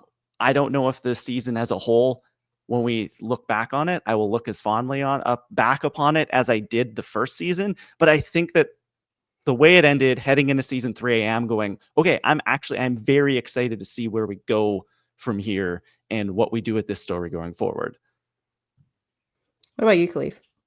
Yeah, I mean, I think the thing that I was hoping for was in knowing kind of with the scuttlebutt of the online conversations around, like, we knew we were getting more of this series. We knew we were this was not gonna just end on season 2 and that be the finish of what we got from this story. And I think it landed, like you said, landed the plane. That's kind of the perfect way to kind of discuss it. I think, adding layers of complexity with characters that we have been hoping to see kind of come back and reemerge, with also, Bella also just knocking it out of the park, and Dina as well, and Jesse. I think a lot of those characters came across extremely well and extremely strong in their presentation and performances. And it did lay the foundation for what I feel is going to be a really interesting turn. And I think that turn is going to be cool, not only for folks who have been paying attention and have played the games and have the understanding of like what's coming next, but also for folks who have not been a part of the online gaming space. They have something new to chew on, which is going to be really cool to see how they kind of come to it. So overall, pretty sweet. I think they did a good job in terms of getting everything right. Are you in agreement, Tom? I'm not too sure. I'm worried I'm going to be the Debbie Downer of this episode. I didn't like overly dislike it, but I am quite mixed on how I feel about it. There are definitely things I really loved about how they adapted aspects of the game, but they're also, in a lot of ways, I think this finale is it was kind of what I was worried about with some of the issues that I was having with the season as a whole, coming into it. And I think it is just kind of this culmination of these knock-on effects of the changes they made of what this finale now is. And I'm not totally in love with it. Like I said, there are some things that I think, certainly some things I think kind of improve on it, but also just I wonder how things go forward now with season 3. And we're using the plane analogy. I think we did land the plane. I think we might have lost a couple of engines or wheels along the way, but we did land it. So there is that. But yeah, I think it's hard because like I was listening to a podcast the other day being like, it's very hard to be like, and it's very easy to talk about something that you love, like vehemently, or something you dislike very vehemently. But this is, somewhere in the middle, and I'm just like being pulled in a lot of different ways on how I feel about it. So I'm kind of looking forward to like just getting into the nitty gritty and then talking about it all. But yeah, just a bit mixed over on the finale. I think I'm gonna err on Tom's side with this one because I think this episode reflects a lot of the feelings I have about this season in general, which is that, I love that it is The Last of Us and that it's telling the same story and it's bringing these things that we love to life. Love all of that. And I'm excited to watch the show every week and see how they do it. But for some reason, I kind of left the episode just feeling hollow. It like just didn't hit me in the same way that they did in the game. And I think that is a product of a product of it being a TV show, but also some of the choices they've made to the story that just still confuse me.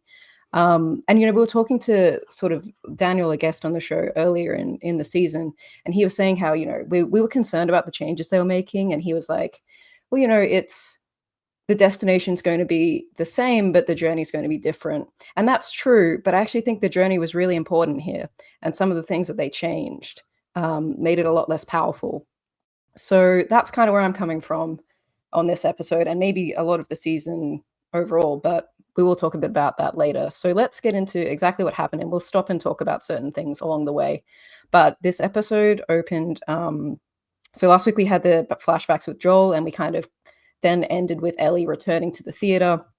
And so we get to see right up front what happened with Dina and Jesse. They went back to the theater. Jesse had to do some operating on Dina to get that arrow out of her leg. Looked very painful. And then Ellie returns later that night after her ordeal with Nora, and she goes and checks on Dina. And they kind of have this conversation where Ellie reveals what she did to Nora, how it kind of came quite easily to her. And she didn't get Abby's location, but she did get 2 words from her, which were whale and wheel, but she doesn't know what those mean. And then she also reveals to Dina why Abby and her group came to Jackson, which was that Joel did this thing many years ago where he killed all the Fireflies at the hospital in an effort to save Ellie from, them making a cure, which would have killed her. And one of those people was Abby's dad. So she reveals this to Dina. She reveals that she knew about Joel killing them, and that sort of puts Dina in a spiral, and she says, we need to go home. So I'm interested in how you guys feel about Ellie revealing that Joel killed Abby's dad here, particularly for Dina to know about that, and even for Ellie to know about that, because I have replayed this part of the game recently, and I'm pretty sure Ellie knows that the Firefly, she knows that Abby was one of the Fireflies who came they were Fireflies who came to kill Joel, but she didn't know that Joel killed her dad specifically, and that's the reason that she's there. So I'm interested how you guys feel about this revelation of information here. It was weird because it felt disparate, and the thing that I want to have as a foundation for at least my recollection and analysis of stuff is I'm still trying to disconnect game parts from show parts, and that part is really hard. It's becoming a weird roadblock for me in some ways, not the fact that I'm looking at things and be well, why didn't you say that the same way you did this? But it's like you said, Lauren, those spaces where the disconnects and the kind of new additions come in, it changes so much of the context of where those characters are thinking and what those mean. So to answer your question, it felt like Dina in that moment was doing what she kind of usually does at this point, right? Where she is the shoulder to lean on, but also the driver of Ellie's kind of moral compass in a lot of different ways, right? Where you see her vacillate a lot between trying to figure out, who am I becoming? But the thing that is the most frustrating about the who am I becoming question is, one, we as the audience kind of already know what she's become. And two, Ellie has no moments, at least so far, that even when she does the self-reflection where she's like, I'm kind of becoming a terrible human being. She's like, I'm becoming a terrible human being, but I'm moving forward and I don't care. And I don't give any other layers to that part of my brain space to even rationalize it. So that becomes really frustrating because you can tell Dina not only being pregnant and also being wounded is I'm going to take care of you, when Ellie should be taking care of Dina in this moment, right? This is your girlfriend. This is the mother of your child, air quotes, mother of your child. You're not giving her any space to be a human being in these moments. And that's frustrating for me as a watcher of it, and seeing where those layers of information are coming, which are good informations to have, but also, like, in the context of what's happening, doesn't really do anything for the mission, or it doesn't do anything for what is kind of most paramount for them, really, is their safety. So, like, it's a weird balance between the selfishness of Ellie and the compassion of Dina in that moment that I had a lot of struggle with. I think that this moment here, by revealing that information to Dina, almost turns her into the version of Dina, I guess, that we've seen in the games. Because up to this point, she has been very like, I'm as gung ho on this mission with you as you are. We get her backstory a couple episodes ago where she talks about losing her family, and she's ready to see the revenge. But I think having the context of like, oh, this wasn't just somebody wronging you, it is retaliation of a wrong that Joel committed against them. And it's just this, it's the Last of Us Part 2 thing. It's the cycle of violence. And I think that that is ultimately why this scene plays out the way that it does compared to the way that it does in the game, because now we can set Dina up to be, as we go forward, the version of Dina where she is like, we don't need to do this anymore. Like, especially as we get into, like, no future spoilers right now, but as we get into that story and where these two characters go, she can say to Ellie, no, like, we're happy now. Like, we don't have to do that. And then we get where the rest of the season or rest of the series is going to go. So I see why they did it here, but I'm with you, Ka. I'm with a lot of, I think this is a big hang up of a lot of the game players, is just separating that, like, this, they're two different stories. They're two different things at this point. And I would be interested to know, as somebody who hadn't ever touched The Last of Us anything coming into this, if they are having these same questions, or are they just like, wow, like, what a crazy character moment between these two. Yeah, I think my biggest kind of my biggest hang up with this scene, and some of the other scenes that we get with Ellie's character in this episode, and kind of throughout the season, is just kind of and I kind of harped on this point like throughout these whole recaps, and if you've listened to all of them, I'm sorry, I'm going to talk about it again. But it does feel like we just haven't had enough time on this, like, revenge descent. Almost, it feels like this show could have used 3 more episodes. Like, if this had been a 10 episode season, I don't think we'd be having these issues. Honestly, yeah. And I think it's because we do get, like, this, like, these crises of faiths with Ellie on the path that she's gone on at this point, like, deciding that, like, they need to go back to Jackson. This happens in the game, but the fact that they kind of make it that Ellie flip-flops quite a lot in what she wants to do, up to this point, it just feels quite inconsistent, where in the game Ellie really is focused on her mission, and you get those moments where obviously she questions what she's doing, but she is she pushes on up until day 3 kind of ends. But that kind of push and pull with Ellie's character feels frustrating because we just haven't got that bandwidth that we did in the game, which I think just doesn't feel as satisfying structurally. And I think that's just kind of why I don't think this hits as well and doesn't quite work as well as a story, and as in the way that they've told it in this episode. Yeah, I totally was going to say the same thing, Tom. I think this was just another reason that Ellie shouldn't do what she's doing, because now even Dean is saying it's time to go home. And yes, this does happen in the game, but up until this point in the game, she's had very little wavering to the path, whereas we've seen a lot of the indecision up until this point in the show. So it feels like I'm kind of on Dina's side, like, yeah, we've done enough, let's go home. And then as the player, when you're playing as Ellie, you have no choice because you are with her on this path. You also don't know the answers about Abby, and you're still very driven to go and find them, whereas here we've had all the information laid in front of us. It's like frustrating because there was this moment in this scene where Ellie's like looking at herself in the mirror and her face is just so dead and empty. And I'm like, that's the Ellie from the game. Where has that been all season? So I think it was frustrating to get that moment and then to instantly have it sort of like deflated by Dina saying it's time to go home now. Awesome. So our big topic for today is that we are going to be building our dream Animal Crossing game. Tom and I are both big fans of Animal Crossing. Animal Crossing is the reason I got a Switch in the first place when I came in like 3 or 4 years late to its run. So we're very excited, and there's been no announcement of a second Animal Crossing game. As the listeners would know, that's really what I want to buy a Nintendo Switch to, but I'm sure that it's coming. So we've talked about what we would like to see in an Animal Crossing game on the show before. So to make it a little bit different, we thought we'd take a bit of a different approach.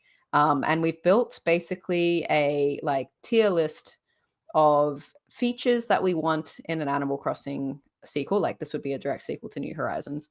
So we can assume that it would have all those things and like perhaps some of these like features or fixes that we've suggested. And we've given them a dollar value. We've got them in a table, which we will be like posting on socials and for the YouTube audience. And we have $15 to spend to build our dream game. And we have it across these 5 tiers of like $5, $4, $3, etc. So before we get into it, do you want to add anything, Tom? I think you laid it out pretty well. Yeah, I mean, like you said, I think we're both very excited for the next Animal Crossing. I think we really love New Horizons, and I think a lot of people also love New Horizons as well. But yeah, I think there are a couple of things that we wish were in the game or little fixes. And yeah, based on the dollar tier of these tiers, like there'll be either minor things that we would want adjusted with the game to like massive, completely shaking up the formula with like a $5 like addition. So yeah, I'm just excited to get into it. Yeah, so what we'll do is we'll go through. So we've come up with this list together, just Tom and I, like throwing out things that we want to see, and then we've assigned them dollar values. So we might just go through like tier by tier what the features are that we've suggested, and maybe like talk them through in case there's any confusion. So we might alternate. I'll start with the $5 tier. So at the top we've got co-op play, which would be basically allow you to build an island with your friends or to have players come and like join your island and things like that and play cooperatively. It's pretty self-explanatory. We have new biomes and environments for $5. So that would be essentially, like not just an island, like you could go to other different sort of just like different environments. And my kind of idea with it was like, because in New Horizons it's like it's a tropical kind of island. There's different seasons obviously and that sort of thing, but I think it would be interesting if you could like choose like what if your like hypothetical island or your village or whatever is set in a desert, or if it's set on a volcano, or like I think it'd just be interesting to like take the customizability to other kind of environments that haven't really been seen in the game, or even have been seen in the game, but kind of expanding what the locales and different areas you can like do with your island, make it more unique to what you want to see. Yeah, perfect. Yep, so that would be very cool. Also on the $5 tier, we also have romance or friendship options. So this would be kind of, I suppose, leaning into the RPG elements, but perhaps not as hard as like some of the other games do. I'm not sure if like romance is something that Nintendo would do, but definitely I think having like friendship options with your villagers and being able to actually have an integrated way to like know where you stand with them and be able to build like relationships or neighborly relationships with them, I think would be really cool. So that's on the $5 tier. And then we also have village or city building for $5, which again, pretty self-explanatory. Will just be able to you have a fairly limited sort of amount of buildings and housing options that you can build on your island, but this would be more like upgrading that to be a bit more urban, to like, I think it's similar to, we've talked about this in the past, like being similar to Animal Crossing New Leaf. I think that's what they do in that game. Yeah, a bit more like that game. Yeah, so that's also $5, something like that, which would kind of shake up the whole theme of the game. But hey, maybe that's what we want. Do you want to go through the $4?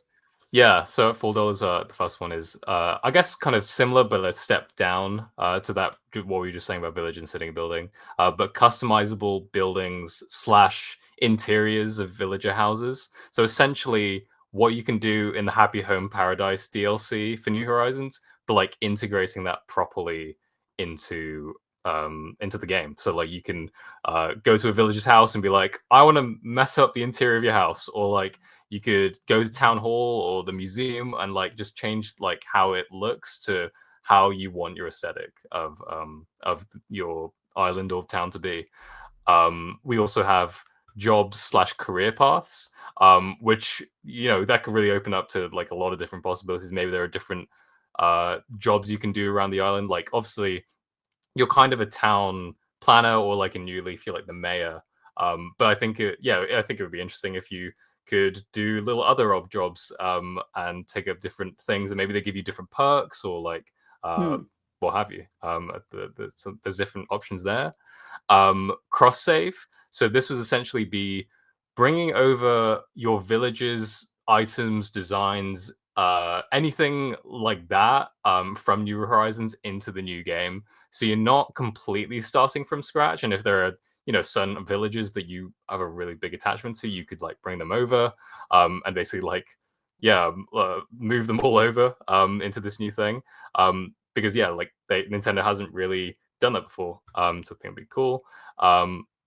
And then the last one, the $4 tier, Nintendo themed villages. They kind of did this in New Leaf. There are some Zelda ones, like one based on Ganon, one based on Wolf Link. They haven't really done that since then. And there's been so much fan art of like, what if they made like a Pokemon Animal Crossing or something like that. So I think just like more Nintendo themed villages based on those characters, like maybe like Fox from Star Fox, or like some more Zelda like characters or Pokemon. I think it'd be cool. Yep, and then we have the $3 tier. So on this tier, we've got bringing Nintendo items back.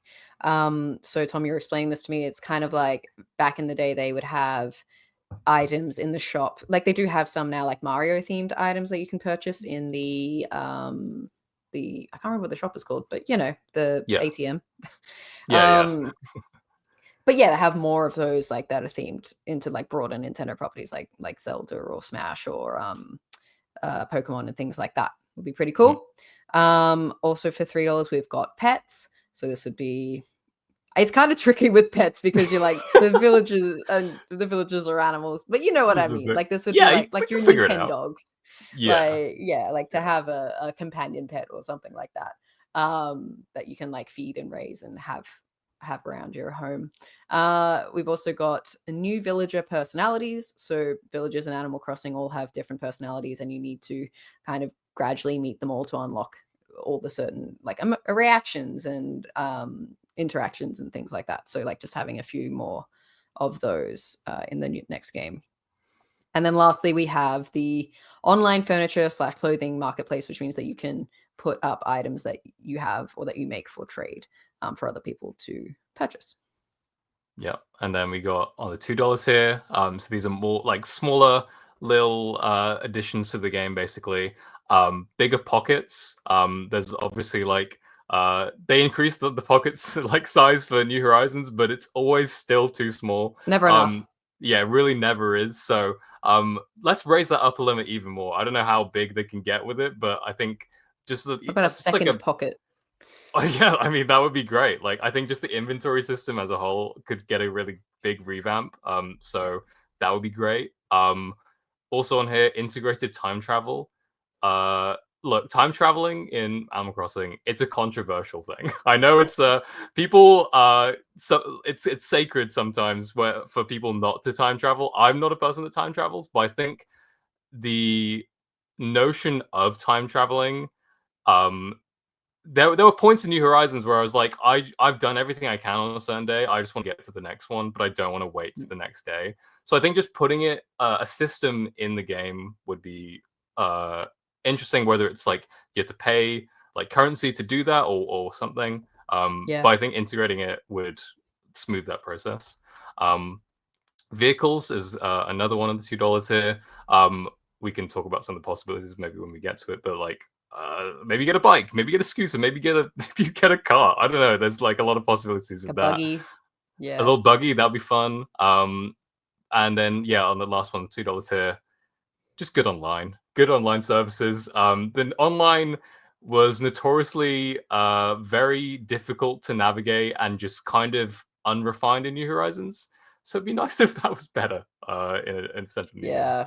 And it's so slow. Oh my Yeah, god. it just is When you had to painful. wait, if you wanted 4 people to come to your island, you had to wait for each of them to arrive on the plane. You couldn't all come at once. Terrible. God, please fix that, Nintendo. And I like feel positive that now that they've introduced like game chat and all those things for Mario Kart World and things like that on the Nintendo Switch too, like this has to be something they're thinking about for Animal Oh, Crossing. definitely. Yeah. Okay, and then our last tier is the $1 tier. So we've just got a few like quality of life upgrades here. So batch crafting or bulk crafting. Right now you can only craft 1 item at a time at your workbench. Even if it's the same thing and you want 10 of them, you have to sit there and click through 10 times. So it'd be nice if you could just be like, I want 5 of these. Here's all my resources. Please do it all at once. A MP3 player so that you can like listen to music while you hang out on your island. That would be nice. Instead of like the Animal Crossing New Horizons background music is lovely, but yeah, I don't know about you. Most of the time, I'm just like, I'm not listening to that. I'm listening to a podcast or some of my own music. Yeah. Quick load, because like I just mentioned before, things at Animal Crossing take a really long time to load. So if we could just like speed that up a bit. Like I don't want to sit on the boat for half an hour while what's his name sings me sea shanties to get to the island. Like enough of that. And then lastly, on the $1 tier is more interactive objects, because I found in Animal Crossing you can buy a lot of cool things, but you can't do a lot with them.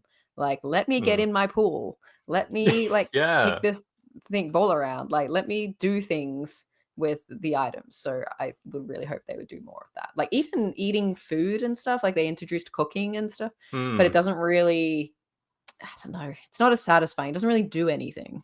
Yeah, they could definitely do more things with that. And even things like, coming to the Mario items, like they have the warp pipe, like you can use that to like transport like across your island. Other things like that, like functionality, like there's a lot of different ways you can go with that for sure. Controller Club has gone to our first convention, our very first PAX. We were down in Seattle for PAX West 2025. We're going to do a bit of story time. We're going to talk all about the games we played, the people we met, the panels we sat in on. But before we get to all that, I'm going to throw it to you, Tom. I'm going to throw it to you, Lauren. I want to ask you, how are we feeling? How are we doing? We just spent, as you said, Lauren, a week together, ending in about 5 days in Seattle. A whole lot of fun, a whole lot of food, a whole lot of people, and not a lot of sleep. So I am still recovering from that, but I don't know about you or Tom. Lauren, how are you feeling now that we are back at home and PAX is in the rear view? Yeah, I wasn't really sure what to expect from PAX because, as everybody knows, I've been to like much larger conventions. Like I've been to San Diego Comic-Con. It doesn't get much bigger than that. And so I was kind of wondering what to expect from PAX or PAX West, particularly knowing that it has kind of scaled down a little bit since COVID, and that we knew the exhibitors were going, but the kind of the big ones were maybe missing from the slate. There was definitely like there was Nintendo, and we'll be talking about that, but there was quite a few like big names struck from the list. So I didn't really have many expectations for it, but I honestly walked away really surprised. I had such a nice time. I'm already in like the post convention depression, which usually only happens after something like Comic-Con. So there you go. It's past that threshold in my mind. Yeah, I just came away really fulfilled and kind of warm towards the whole gaming industry, which is something that I didn't realize I had lost until I was there. And I think it's because, video games in the recent years have really kind of become work for me. I'm either writing about them or I'm researching them or I'm doing something for the website or one of the sites I'm writing for or this podcast. And it kind of felt like work. And going to PAX kind of reminded me that there's all these people with this passion for games and big and small and being around all these other people who just shared in this love of games really like revitalized that for me. And I think that was kind of something that I was missing. And so I'm going forward now feeling like this love for not just the big AAA games that are coming up, but all the small things. And I think it's really, I guess, like opened my mind to more types of games, whether they're big and small. So I really appreciated PAX for that. Yeah, I think I'm in agreement with you there. It was so cool to be in a place where everyone was there for the same reason. I think that you go to other conventions. Lauren, you and I went to Fan Expo earlier this year. Tom's been like Star Wars Celebration, and I guess Star Wars Celebration is probably a little more focused like this. But at Fan Expo, it is, you're there to see celebrities and you're there to get the latest on your favorite, whether it is a game, TV show, movie. Whereas this is so focused, and it is very just like video games, tabletop games, gaming in general, and everyone just kind of celebrating this medium that we here on the podcast have been celebrating for now almost 170 episodes, a little over 3 years. And so to get there and see it had always been a dream of mine, and to do it with you guys was just an absolute blast. Had a whole lot of fun. Tom, are you as positive on the experience, or are you you're kind of itching to get back overseas? No, I definitely relate when Laura mentioned like post-con depression. Like I don't think I've ever really had it, because the biggest convention I think I've been to is Star Wars Celebration, and that was like a full 4-day thing. But every other convention I've been to is like I've gone for maybe a day or like 2 days at the most. So I kind of sample what I want to see, and then I go on my merry way, and then it's back to real life. But this felt like, it really felt like this whole kind of different world where you're just like going through and you're seeing panels, you're playing games, you're talking to people, and I just had like the best time. I think we did a really good job of like sampling a little bit of everything. Like I said, we did a bit of the panels, a bit of the games, a bit of like the free stuff, and the pop-ups and that sort of stuff. So A lot of the lining up. yeah, a lot of lining up, especially for you, Lauren, which we'll get to. But I think it's definitely nice, because I've not been to a full-on gaming convention. They've normally all been kind of more pop culture focused in general, and this one was the first time where I felt like it really didn't matter if I just like turned to someone and in line or something like that and talk to them about something, because you can just ask them like, oh, what's the best thing you've played? And then you'll just hear about this new gaming recommendation, and then you'll go and play that game and be like, oh yeah, this game was amazing. They were right. So I think just the biggest takeaway for me is like the people that we met were all just like really, really nice. Like I don't think I had a single negative experience with anyone. It's just all very lovely, and it's nice to know it's nice to be around gamers, like I don't really have that a lot in my regular life, so it's nice to have that kind of bonding thing with you guys, obviously, but also the other attendees, the devs, and everyone there at the convention. Yeah, shout out Oscar, Yeah. Shout out all of the people that we interviewed for social content, shout out to all the amazing PR people we finally like put a name to a face to and shook hands with, all the incredible devs that we met. There's so many, whether it is like we met people who are working on things as big as Borderlands 4 and like big AAA stuff, and then we also met these amazing like 3-person, 2-person teams that are just like trying to make a wonderful thing happen. And I think that was just, you're all there for this common love of games, and it's an even playing field, as you said, Tom. Like whether it is whoever at the top of the food chain working on Borderlands, or the 1-person dev, or the person standing behind you, or the cosplayer out on the street, you can always turn to somebody and be like, hey, what's the best thing that you've played here at the show? What are you playing right now? What's your favorite game of the year? And they're going to have something to say, which I think is like so cool. And it really does feel like the PAX family. Like we are now part of the PAX family. It just felt super welcoming. Like I'm a very nervous person, so I'm very intimidated by these sorts of things, where it's like going and like trying to put yourself out there and that sort of thing. But like I said, everyone's just really nice. Like it was, even though it was like, okay, maybe a little bit awkward here and there, a little bit scared in some games maybe, but like the fact that people were like so accepting just like made the whole experience so worth it. I think also I was surprised by just how much there was to do, how much we got done, and how quickly the time went. Like going into it, I was like, 4 days, we're not going to need that much. Like I was looking at the programming, I was like, there's not a huge amount of panels, and looking at the list of games, apart from the big ones that we knew were gaming, they're like, we're going to be fine. We'll probably be like done in 2 days and have some time to relax. And that was not the case. We were like jam packed all day, every day. And even by the end of the 4 days, I was like, there was still more we probably could have done. So yeah, when I look back and I look at something like San Diego, I'm like, I think I got through. I mean, it's just kind of different priorities. It really depends what you prioritize. But I look back at that and I was like, there's never enough time to get through everything at San Diego Comic-Con. But it was kind of similar with this, and just that the time disappeared, and And yeah, I don't know what more we could have done with it, but that was a nice surprise that there was definitely enough to do over 4 days.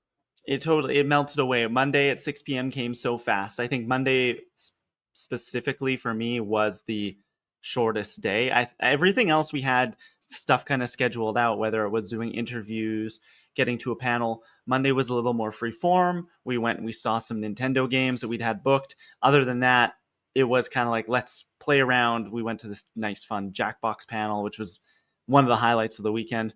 But that was like, whoa, I looked down at my watch. It was 11:30 and the doors had been open for a little bit. And then all of a sudden I looked down again and it's 6 p.m. and they're telling us to get out of there. And it's just, the weekend went by so fast. They were late nights. We put in a lot of work, but I think it was very much worth it. And we all had a lot of fun and we met a lot of cool people. Tom, do you have a highlight, a story? I don't know if it's a PAX? highlight necessarily. I mean, part of it is a highlight, but it is a story. And that's the fact that on the Friday, we had a really good time. Oh my God. Yeah. You know where this is going. We had a really good time on the Friday. We were just, kind of experiencing everything that PAX had to offer. And then we had this, which I'm sure we'll also talk about more in detail, this indie mix showcase kind of mixer event in the evening. So we thought we would leave the convention a little bit earlier just so we can get some food, freshen up a little bit, and take it easy a little bit. And then as we were leaving the convention, I looked down at my lanyard and I realized, guys, my badge is gone. It's just gone. So I don't know what happened necessarily, whether it was swiped, whether I held the lanyard too close to my chest or something, and like it unclipped and it fell off or something. We retraced our steps. It would have happened in like a 15-minute window because I know I'd seen that my badge was still attached like 50 minutes before that happened. And sometime in between, it was just gone. We looked around, couldn't find anything. And went to the info desk, and they were basically like, "Yeah, we can't replace it like with your QR code. The only way we can do it is if someone hands in another 4-day pass, because it was a 4-day pass, and then we would be able to give you like a replacement that way." So luckily, we went somewhere else, and they were able to give a spare Friday pass. And we basically just looked around to see if we could find it. Again, couldn't find anything. So I did have to shell out for a Saturday badge, which was tough after spending $200 or whatever plus whatever for the 4-day one. But there is a happy ending to the story because luckily I got a call later on Saturday, I think, and luckily someone had turned in a badge. It wasn't my badge, and I was able to get a replacement basically. So for the Sunday and Monday, I had a 4-day pass again. But it's just insane. Like it's never happened to me before in terms of like losing a badge like that. I was like trying to stay calm about it, but internally kind of like, okay, this is rough. But I'm glad there's at least a happy ending to that story. But I don't know. Do you guys have any thoughts about that? Like how that was handled and all that stuff. I'm not going to go off on like PAX management on this podcast, but it's kind of insane that must happen quite often. These things are attached to like fairly flimsy lanyards, and there are people out on the street selling badges for a price. Like you can see that stealing badges would be an issue. And I had just expected that they would replace it for you because you have a receipt, like you have a QR code that was linked to at San Diego. If you lose your badge, it is like linked to your order number, so you can just go up and they'll give you a new one. And I just expected the same thing would happen here. So when that did not happen, I was like, what is this organization? This is insane. But yeah, after that, Klein and I were like, we are double linking our badges. We are like attaching them to us with locks and chains, or in Klein's case, a pipe cleaner. But we took precautions. So I would probably recommend that to people going forward. Like really keep an eye on that thing. Yeah, my pipe cleaner accessory really worked out. Wrapped it around it a couple times. No one was getting to that badge. It was the things we do for security, but yeah, that's probably. I don't want to say that was the highlight of the weekend, but it was the most the biggest event of the weekend. I think For sure. was Tom. Like if we were to graph the weekend, it would probably be like there'd be like a spike in all of our heart rates. But Yeah. it's okay. We It worked got out. tacos after. Yeah. And went to the indie mix, and everything was okay. And then, you know what? The next day, you got a 4-day pass. So Yeah. it was fine. Yeah, it swings and roundabouts, you know. Like, and the thing is, like, if I hadn't got a spare pass, maybe I'd feel differently about it. But the fact that they did eventually get me one, like, that is, you know, something to commend in some respect, I guess. So, but yeah, just watch out for your badges. That's the moral of the story. Just double lanyard it, triple lanyard it, quadruple lanyard. I don't know. Like, just Bring a lanyard from home. That's sturdier. Yeah, honestly, do what you got to do, because either people be snatching or lanyards be flimsy. This, I guess, is what the takeaway is. The highlight of the weekend for me was Friday night after the first day of the show. Tom had lost his badge. We'd gotten really wet burritos, like just I don't know, they were fine. Sorry, Taco Del Mar in the Seattle Convention Center. What are you gonna do? And then we went to this Indie Mix event, and I guess a couple of weeks ago, before PAX came out, or PAX happened, these kind of press releases went out saying we're doing this showcase. And I had heard about the showcase from various podcasts I've listened to over the years. The Indie Mix is kind of separate from PAX, and they do a couple each year. One, I think, at GDC in San Francisco, the one here, and they kind of pair up a like live stream E3 style showcase with a kind of indie mixer for anyone can get a ticket for gamers, but there was a lot of like press and PR and game devs and kind of going around and playing games. And so when I got this press release in my email, I was like, you know what, guys, let's shoot for the stars. We're going for this event for the weekend. We are putting our all out there. We are working these late nights. We are doing like really putting in the effort. Like, let's go all out and really try and make this thing happen. And so we got in, we applied, and we got in as press. It was our first like accredited, I guess, press event as Controller Club, which is very cool. We got to play so many incredible games, some of which were not playable on the PAX West floor. My game of the show was there. Shout out Rebounder, 33 games. But it was just so cool to be in this room as a fan of PAX, as a fan of the gaming industry, as somebody who's followed this industry since, I think, 2011 is when I started really listening to like gaming podcasts with Podcast Beyond at IGN PlayStation and things like that. To be in the room with some of those people that I've heard their voices and seen their faces and even shared DMs or emails with over the years, and like have a conversation, talk. We had wonderful Tabitha from Uber Strategies PR, like who we have talked to here on the show behind the scenes many times. Got to shake her hand and say hello. Various people that I've looked up to for a long time, got to like share a drink with and just hang out. And I think that was like very cool. It is time. The Nintendo Switch 2 may or may not have its first killer app, Donkey Kong Bananza. We have been playing it, some of us more than others. Brad, for the YouTube audience, or if you're not watching on YouTube, shined a little Donkey Kong Country thing he's got. I'll do a bit of an intro. We'll get some general thoughts. Oh my God, Brad's drinking out of a Donkey Kong mug. He's full Kong pilled. We love to see it. This week, as I said, saw the release of one of the year's most hotly anticipated games, Donkey Kong Bananza for the Nintendo Switch 2.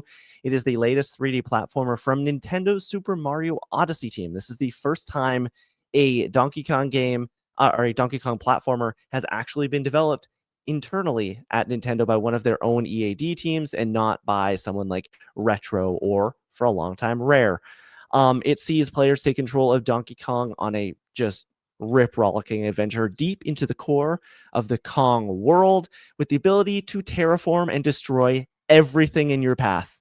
The entire world is completely, I guess, destroyable. I've destructible. Taking on epic platforming challenges, puzzles, fighting enemies, all just to capture some bananas. That's what it's all about here. We're gonna have a few, I'm sure, banana here on the show today. The game has been critically acclaimed. It is sitting at 91 on OpenCritic. Congratulations. I think Lauren had that in the Fantasy Critic. I think it's over, Tom. I think I did.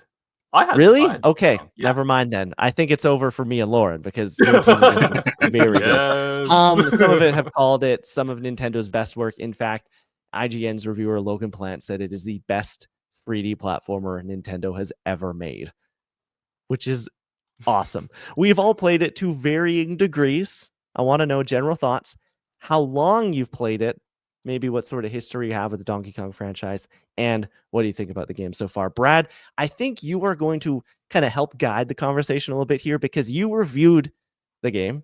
The review is up over on mobileserve.com. That means you finished it, I'm sure, and I've continued to play it.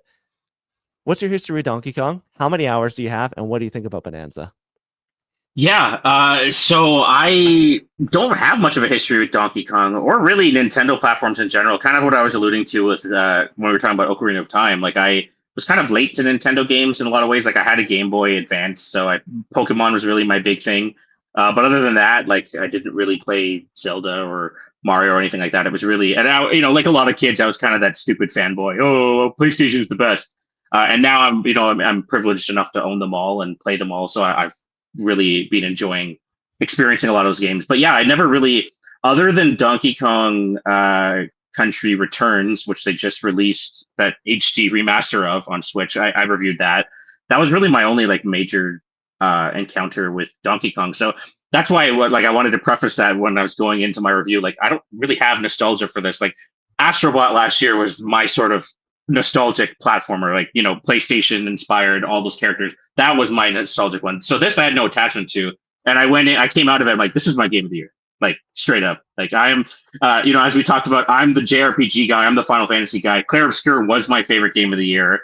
This beat it for me. Like, and again, no bias, no nostalgia. It's just that good. Like I was shocked. I went in. There were some people who played the demo at the Switch event and were kind of down on it, which I thought was weird. I was like, I thought this was pretty cool, but I didn't have like any hype for it otherwise. I was just like, I'm looking forward to trying it out. But yeah, I was consistently blown away. I had just a huge smile on my face the whole time. It's constantly introducing new inventive mechanics and level design, and the relationship with Pauline I thought was super endearing. I really love her role in the game, and there's so many good surprises in there. Obviously, even that I know of, more so from Smash, if anything, without spoiling anything. There's a lot of references and songs and characters and stuff that I know because of Smash Bros. Not necessarily having played Donkey Kong, but knowing that they're a big part of the Donkey Kong world. And yeah, I played about, I think the counter on the Switch has always been a bit weird, but I think I'm about, after 25 hours, I think I rolled credits. And I was doing a sizable amount of collecting the bananas. Like obviously there's still many more I missed, I'm sure. And without spoiling anything, there is actually like a chain of quests that unlocks after the game. So there's actually still some stuff that I haven't done. On top of like collecting bananas, there's still more like story content too, which is, I was shocked. I'm like, there's still more to this game. So yeah, I couldn't believe it. Yeah. I honestly don't think there's going to be anything that probably tops this for me this year. I would be shocked. I loved it that much.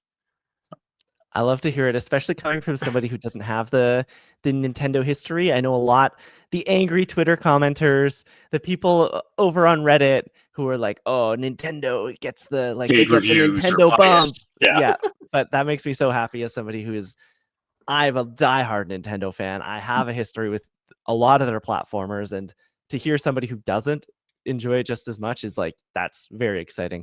Tom, you haven't finished it. How far are you into Donkey Kong Bonanza, and what do you think about your time so far? This is going to kind of be a review so far, we'll call it. Me and Tom have not finished it. It just came out like as recording 3 days ago. It is a big meal, and I really want to savor it. Yeah, but having said that, I'm savoring it all the way. It's good. Yeah, I'm on sub-level 400, I think. I've basically come, I guess, mild-ish spoilers for the game, or just like a decision you make in the game. There's like a fork in the road, and you can make a decision to go one way or another. But I'm basically at that point. So to be honest, I'm not really sure how far in the game I'm at. I've put about like 8 or 9 hours into it, I would say, and that's doing a lot of the like side content, a lot of just like searching out for bananas and that sort of thing. But God, this game is amazing. It's so good. I like echo everything that Brad said. Like, I also don't really have like that much history with Donkey Kong. I've played a lot of Nintendo platformers, loved Mario to death. But Donkey Kong was a bit of a blind spot. I played a decent amount of the original Donkey Kong Country, a bit of Tropical Freeze as well, but not enough to kind of like really sink my teeth into it. So this was kind of like really my first proper time with Donkey Kong, and it's just blown me away. Like I kind of doubted it like a little bit, like because the original release trailer was like, oh, this is cool, but I wish it was a Mario game. But I like take all of those comments back. Like, this deserved to be a Donkey Kong game, and it like lives up to the hype completely. I just the sense of movement you have as Donkey Kong, the creativity you have with it, because you would think that it would get a little bit stale just smashing things. It doesn't. It really doesn't at all, because they not only is it like endlessly fun to do that, but they keep amping up everything with the different challenges you do and the levels. I just adore it. I'm itching to get back to playing it. It's kind of unfortunate that this is coming in between my like me playing Death Stranding, because like I really want to play Death Stranding, but Donkey Kong though, it's really good. So yeah, I mean, we can get into specifics in a second, but I just adore this, and I think, I mean, to be fair, I haven't played like a ton from this year as of yet, but I could easily see this being my game of the year for sure. This is just going to be a positivity train here on the show. I am also like head over heels in love with this game. I have a funny history with Donkey Kong. My first like real interaction with him was GameCube era Jungle Beat Donkey Kong, and I didn't have Jungle Beat, but I thought it was so cool that like there's a game you can play with drums. Like, that's awesome. And then when Donkey Kong Country Returns, I was a Nintendo kid at that point. I had the Wii. I was all in. I had my DS. I knew Donkey Kong from Smash Bros, but I had a Nintendo Power subscription, and they were amping up Donkey Kong Country Returns, and I knew about Donkey Kong Country, and I hadn't played them, so I played that, and I was like, this is so much fun. And I've since gone back. I've played Donkey Kong Country 1, 2, 3. Tropical Freeze is one of my favorite platformers of all time. I didn't get to play that until Switch because I didn't have it on the Wii U.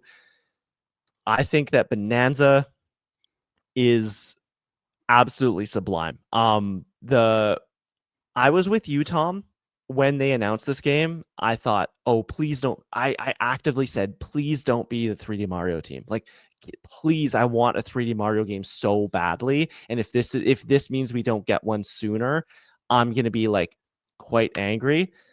For all intents and purposes, like, this is scratching that itch for me. This is giving me that Nintendo magic that you only get in 3D Mario games, and it's mixing it with this incredible open-ended like objective base that like something like Tears of the Kingdom and Breath of the Wild made possible, where if you can think it, you can probably do it. Just because there's a platform section ahead of you to get to the next banana, or there's this enemy, or there's this puzzle, just because that is there and Nintendo has designed a way for you to get to it, they're going to let you play. And if you want to dig into the ground and pop up on the other side of this thing and grab the banana that way, or in a lot of cases, like I'm doing most of my gameplay, I will just be digging and happen upon an objective. And then I think, man, what crazy like puzzle or like encounter did I miss to just get to this? Because they really just let you play around and explore. And I didn't know, I thought maybe the smashing was going to be like feel one note. When I saw it for the first time, I thought like this, how are we going to intermingle exciting platforming challenges with this if everything is just going to come down to, can I punch through it? And they do. And it's almost scratching this like childlike thing in my brain where it is just so fun to just like walk into a room. Like, they do such a good job in that opening area. I don't think this is a spoiler because it literally is like the first thing you see, where you're like, you're in a mine and it just drops you there and you're like, I can just smash anything. And you do. And you do I did for like 5 or 10 minutes. And then I was like, wait a second. I have a game to play. I have to keep moving. And I think that to me is like, it's just Nintendo's done it again. Like, they do such a great job with their 3D platformers and really with any of their games of like finding this thing that you never knew you wanted and then showing you 100 different ways how that can interact at gameplay wise with various elements. And it's just, I don't know if it's my game of the year. I think right now my game of the year is probably Monster Train 2 because I'm a deck building sicko, but like the more I play this game, the more I fall in love with it. And that is, by the end, it could be an all-timer for me. And we move over to the iconic video game sound effect draft. We have done a video game soundtrack draft. You can go find that. Apparently, it was June 2024. It felt much like closer to now than that. But yes, it was over a year ago that we did that. We will be drafting iconic video game sound effects today. This is any like small sound, or even I might even consider like little short bits of music for this sort of draft, like little flourishes, not like a level song or theme song or anything like that. But we'll each be drafting 3 picks as usual. There are the 3 teams, me, Tom, and Lauren. The draft order, it is a snake draft as always. And the draft order, as I determined before we started on wheelofnames.com, will be, drumroll please, it will be Tom Drew picking first. Why am I always first? I feel like I always. I don't go know. First. I don't know what to tell you. You want to stop picking first? No, it's fine, but like I don't know. Like I feel like there's some bias in these. The namepicker.com maybe. I clear the cookies every time. Lauren Rouse, you're picking second, and I will be picking up the end, doing the corner with third. I think we just get right into it. I don't know if anyone has any preamble. I don't know if anyone has any strategy coming into this. I'm trying to stall for you, Tom, because I don't know if you have an option ready to go. But like iconic video game sounds, there's so many of them. There are a lot. I mean, the way I kind of I have a bunch listed here just because like I did have to think about it. I was like, it's not something you, at least that I think about when I'm playing games a lot of the time. But then when you do think about it, it's like, oh yeah, that does make my like brain tingle a little bit when this little sound happens. And I guess like that's my kind of approach with this is like, does it make my brain tingle? Or is it just like a fun sound in a game? Because like there is kind of an art to it. There's a lot of games that do it very well. There's some games that don't really pay much attention to it, which is also fine, I guess. Anyway, I'm stalling here because I don't really know where I want to go. I guess I'll just go and rip the band-aid off with Pokemon. Because Pokemon, a lot of sounds that just sound really great in that game. You have your catching your Pokemon. You got your I don't know, when you get an item. But the one I'm picking is the Pokemon Center little jingle when you heal your Pokemon. I guess it's like the little do do do do do. It just, I don't know, like it never fails to make me a little joyous that my little guys are healed up. And the way they kind of remix it, they do this a lot with Pokemon where they remix like music and sounds in their games. So yeah, Pokemon Center theme. Shout out Nurse Joy. It's a good sound. I can't believe that went number one overall, but good for you, Tom. You're living your best life. What do you mean?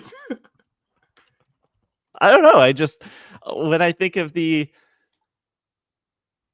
best of the best, what's that mountain with all the Mount Rushmore, I'm not American, of video game sounds, I don't even think this would be my number one Pokemon sound. What's your number one Pokemon sound? I can't tell you that. This is a draft, sir. This is a competition. Fine. Okay. Tom, you pick what you want to pick, okay? Don't let him talk you down. Jeez. Jeez Louise. How am I supposed to label this even? Like, that's how like uniconic. I mean, okay. You take that back. You take Pokemon fans. Rise up in the comments. I know the exact sound you're talking about. That do. Yeah, it's iconic. I mean, yeah. I see the thing. What do you want from me? What do you want? I'm gonna be honest. I maybe just forgot about this one when I was writing all my stuff down. But yeah, I didn't think about this. So he's jealous. I'm not jealous at all. Not at all. Sounds like what someone who's jealous would say. Oh, okay, Lauren. Whatever. You're going second, so go ahead. Make me even more jealous. I will. I don't know if this counts as a sound, but I'm going to go with it. It's recency bias for sure, but it's going to be Sherma from Hollow Knight Silksong. My little guy singing at the door. Iconic. This draft is off to a blazing start. All right, let's see what you pick then. Jeez, I'm expecting huge things. No, I'm not. I'm sorry. I'm formatting the table. Passed around today. This is this is our draft, right? This is our iconic. Tom, this is iconic. You support me with Sherma. Come on. Oh yeah. I guess you said you didn't want to do impressions, so I guess I have to. The baton falls to me. The best way I can describe if you don't know Hollow Knight Silksong, there's a little bug called Sherma, and you find her at like a door the first time you find her, and she's just ringing a bell, and she's going dee dee dee dee dee dee be de be de be bo be de da da be. Like that's the best way Pretty I much. can. It's like a little ditty. I don't know, Lauren. It fills me with joy, but I don't know about you. I do too. I like every time that I walk into an area and I can hear the singing, I'm like, firstly, I know there's a door nearby, but also it's just makes me happy. And she's gone, well, it's gone on to be a meme, and I think that's really fun. And I think it will become a very iconic sound. It's just, it's barely 2 weeks old, so Yeah. it's early days for Sherma. I really like how blissfully ignorant to the hells around her she is. Like with that sound, she's just vibing and has no idea that like the terrors that await beyond the door she's standing in front of. Oh yeah. Like I found her in situation. I don't really want to spoil it because I'm a bit further in the game now. But I found her in a situation and she's just chilling. She's just having a great time, and I'm like, meanwhile, I'm fighting all these bosses. You come out of this crazy whatever battle with a giant Yeah. termite with 8 legs spitting acid at you, and you're like screaming at your Nintendo Switch, and she's just like la la la la la la. An iconic move, honestly. Yeah, I think we all wish we could be Sherma and just live with that song in our head rent free. Like it is a beautiful thing. Okay, we'll go over here. Yeah, let's hear it. I can't believe we've done this. I am Sick. going with guys, the Mario mushroom sound. Womp womp womp. Like, come on. It's all right. It's all right. It's iconic. That's boring, the video game sound effect. Yeah, it's pretty good. And again, similar to Pokemon, I like how they change it up like with every game. Like it sounds slightly different. Is there a specific game that you'd say like is your preferred mushroom sound? If you could pick them. Super OG? Mario Brothers for the Nintendo Entertainment System. Okay. I would go Galaxy. I think the one like it's that one's got some like almost like marimba to it. Like it's like and it's like a little extended. But yeah, it is a good one, to be fair. It is iconic. Just for the uninitiated, this is the thing: when you jump on a mushroom, you consume a mushroom. When you get the mushroom, when you get the power up mushroom. Okay, when you go from small Mario to big Mario. Yeah. Gotcha. Yeah. And it goes like womp womp womp. Perfect. Wow, we got a state of play, guys. It happened finally, not a PlayStation presentation like some of us maybe had hoped, but a state of play happened earlier this week. We will do a quick rundown, talk about the good, talk about the bad, talk about the Wolverine of it all. But before all that, this week, as I said, saw PlayStation blow the dust off of the State of Play branding, debuting just over 35 minutes of new game announcements, updates, and headlines. The belle of the ball at this most recent iteration of the online PlayStation presentation was the official re-reveal of Insomniac's Wolverine, including a fresh look at the superpowered action-adventure game headlined by several mutant cameos, globetrotting comic book action, as well as plenty of bloody Wolverine kills. That game is dated for fall 2026, with more information coming sometime next spring.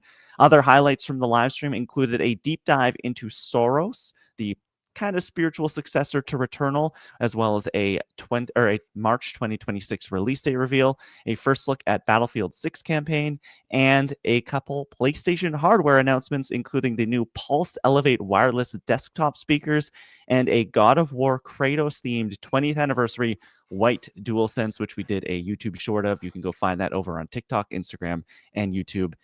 Wasn't quite the announcement we thought it was going to be. Notably, there wasn't anything on the long-rumored 2D God of War Metroidvania that we have been talking about for months and was said to at one point maybe be coming later this year. And, sorry, Lauren, no new look at Naughty Dog's Intergalactic. So I think we should have a chat about the state of play overall. We can get into the Wolverine conversation, but I think let's save that for the end of this, because there was a lot of other good stuff here. To start, I want to know kind of what our general thoughts were coming out of the state of play. Of course, we did do a live reaction over on YouTube. You can go watch that, see all the ups and downs of that showcase. But Lauren, how are you feeling kind of coming out of this fall 2025 state of play that we've been hearing about for so long? Had we been hearing about it for so long?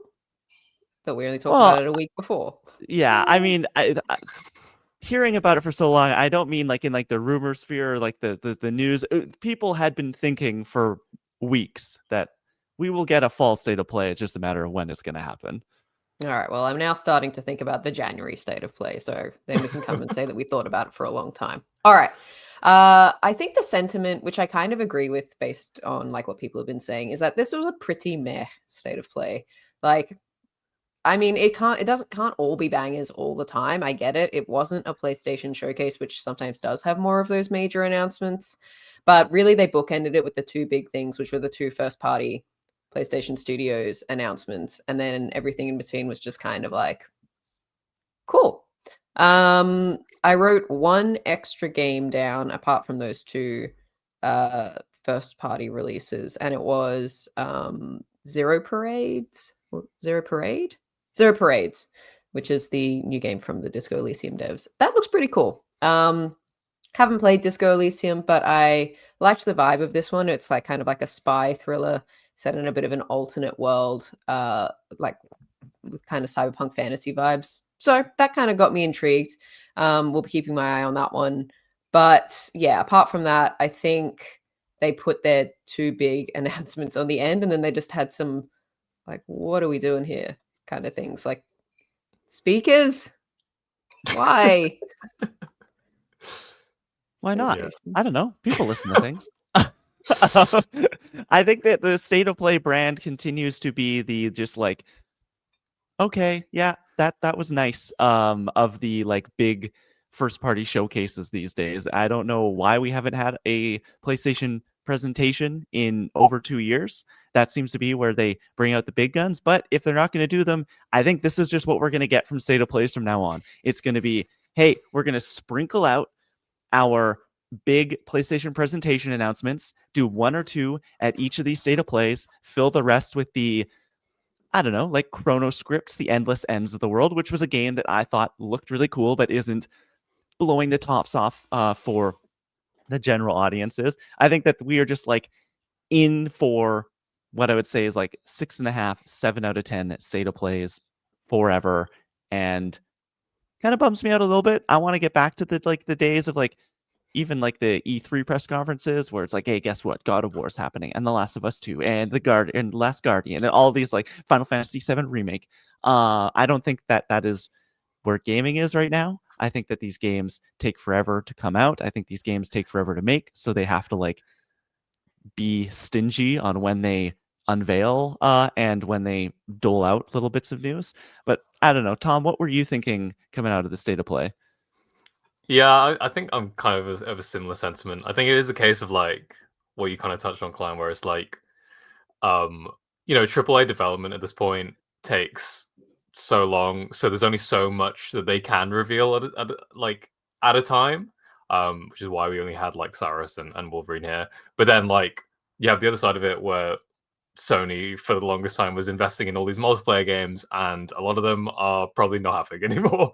Or if they are happening, they're in a very different state than they were, like Marathon, which wasn't here, which is interesting. I mean that I'm sure we'll get more info on that game closer to when they decide to release it. But yeah, it does feel like because of all of those factors, this does leave these showcases like quite barren. And yeah, like there are some highlights, like that Zero Parade's game. Like I agree that does look kind of cool. I haven't played Disco Elysium either, and yeah, the Chrono Script game probably, other than the big one at the end, was probably my highlight from the show. I think like I'm kind of obsessed with like Metroidvanias right now, and this has such a cool, unique aesthetic, and I wish we got more kind of like quirky, unique things like that, because throughout a lot of this, I was just kind of like, okay, like I don't, nothing was really kind of scratching the itch that I wanted it to.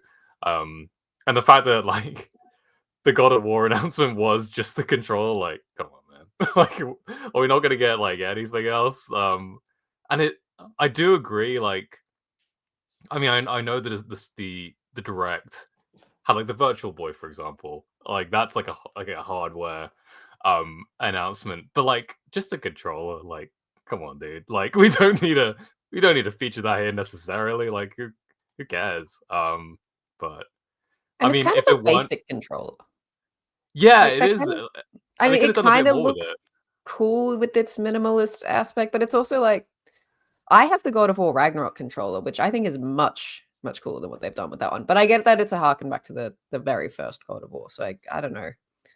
Why do we have to make a big deal about these controllers? I guess is the thing. Let's talk about one of those PlayStation first party games. Wolverine was the highlight here. It was the headliner. We'd been waiting since 2021 to see more of this game. Of course, a couple of years ago, we have the big infamous Insomniac leak. So whether you read into those or not, maybe you have heard and seen all the secrets that this game has to hold. But some of us didn't really know what was going on. And so to see it come back, to see Wolverine fully unveiled in all of its M-rated glory, I think was very exciting.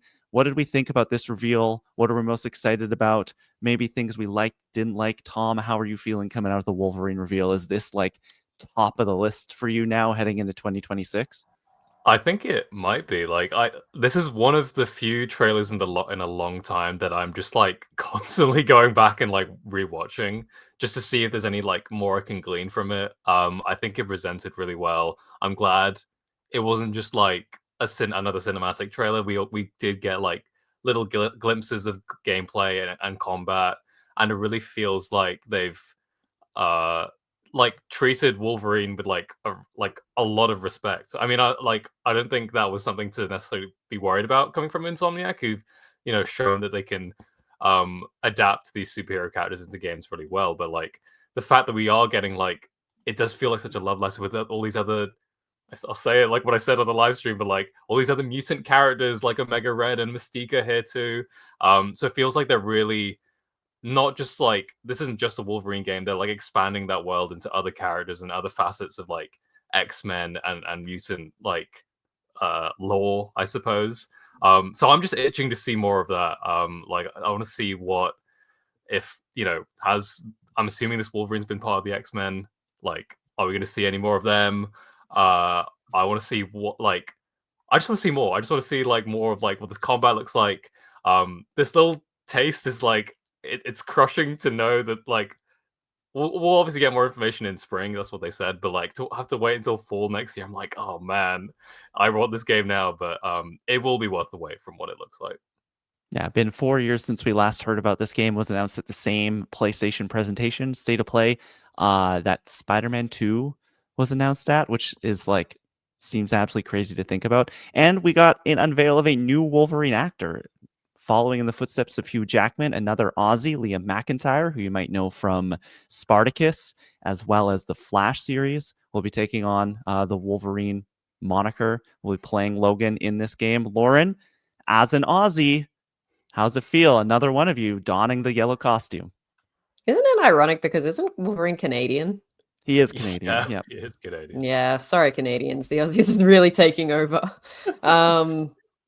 Yeah, I thought that was a fun reveal that they've gotten like another Australian to step into those shoes. But it shows how iconic Hugh Jackman is in that role. I suppose that he's kind of made it a quintessential Australian role almost. It's kind of like for a while there, weren't there like British guys playing Superman? Or was that just Henry Cavill? I can't remember. There was something like that they were gonna, yeah, like an American. Well, I guess as character. Batman has been like that because like you've had Rob Pattinson, you've had Christian Bale, you've had Yeah, that's a fair point. Anyway, yeah.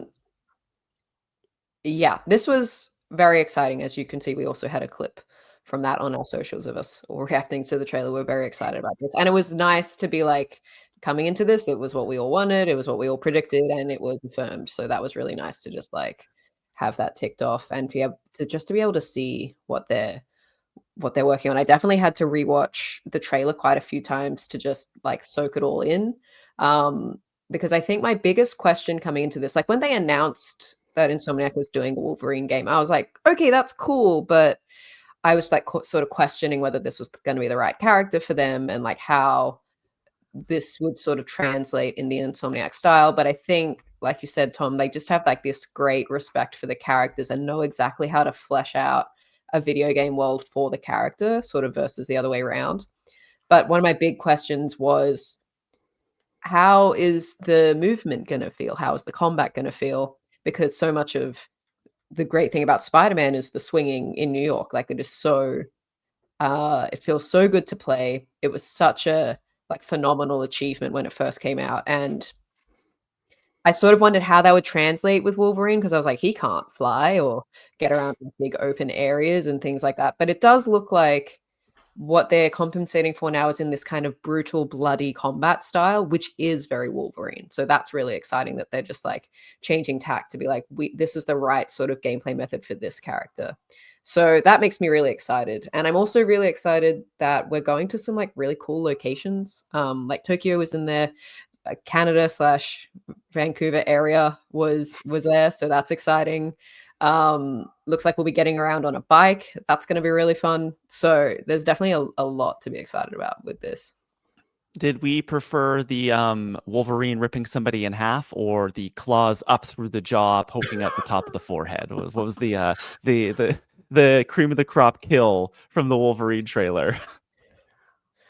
I think like the biggest shock was that one where he puts his hand underneath the head and that you see his claws come through. Because I didn't think they would do something like that. Like, that was pretty brutal to see, like just how violent this guy can get. But it was cool. It was cool to see him do that.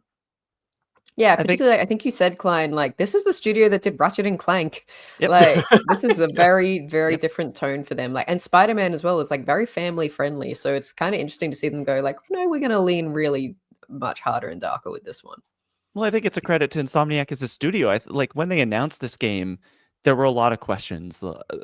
Over the last 4 years, we've had time to question, like, is this going to be an M-rated game? How far will they go? Is he going to don the yellow costume? And I think that especially comic book fans, but as gamers, we assumed that the answer to all those questions were yes. Like, of course there'll be an M-rated game. That just makes sense for Wolverine. Of course he's going to have the classic costume. Of course there's going to be other X-Men. Yet when the trailer was happening and each of those things was being revealed, it was still a surprise. It was still like, oh my God, like, this is actually happening. Like, they're actually they're doing this, and they're pushing the limit into kind of new territory that they've never really ventured in as a studio, which I think is like really exciting. Insomniac is also, I'm fairly certain, like the Resistance studio from PS3 era, which was a like darker, more mature thing. But this is on another level. Like, he's ripping dudes in half. There's a couple shots where he's just like stabbing people in the chest with his claws and blood is spewing everywhere. Like, this is going to be a different kind of Marvel Games experience, not just a different kind of Insomniac experience than what fans are used to. And I really think it could be like it could pave a new way for Insomniac to do maybe more mature storytelling. It almost feels, I was on the Agents of Fandom podcast earlier this week, and I compared it to, it almost feels like that jump from when Naughty Dog moved from doing Uncharted to doing The Last of Us. Whereas like Uncharted was like Insomniac Spider-Man. It's this like family-friendly, pulpy affair that like some of those games are considered masterpieces, but I don't think as widely like acclaimed as something like The Last of Us was. Wolverine could be that. This could be this like leveling up to like this level of more mature storytelling, venturing into this new sort of like M-rated territory. Yes, it involves a lot more blood and guts, but like, I really feel like this could be a moment for Insomniac moving forward and putting them up to that like Naughty Dog tier.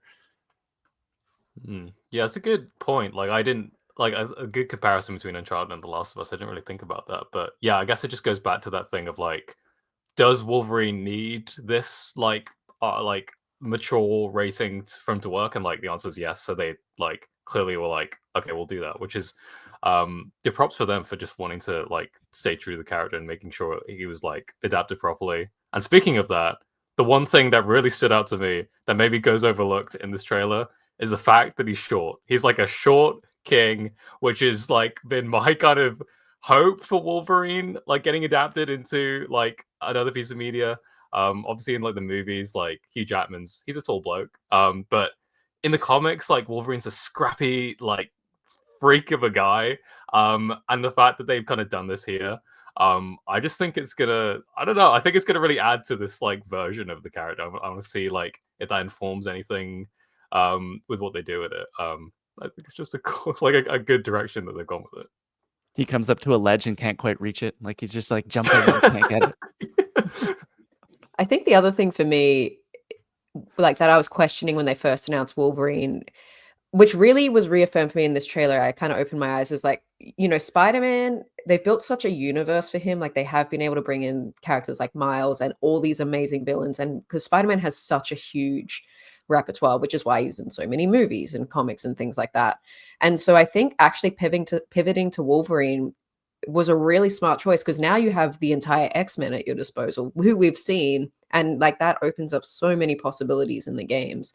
So I think that's like a really clever way for them to kind of expand different superhero universes. Like you're not just picking one who might be defined to a single track. It's like, no, this opens up like all these possibilities with story and characters and different locations and things like that. So that really excites me. I'm excited to see who else we see in the game who hasn't been revealed yet, who else we might get as like an offshoot of this.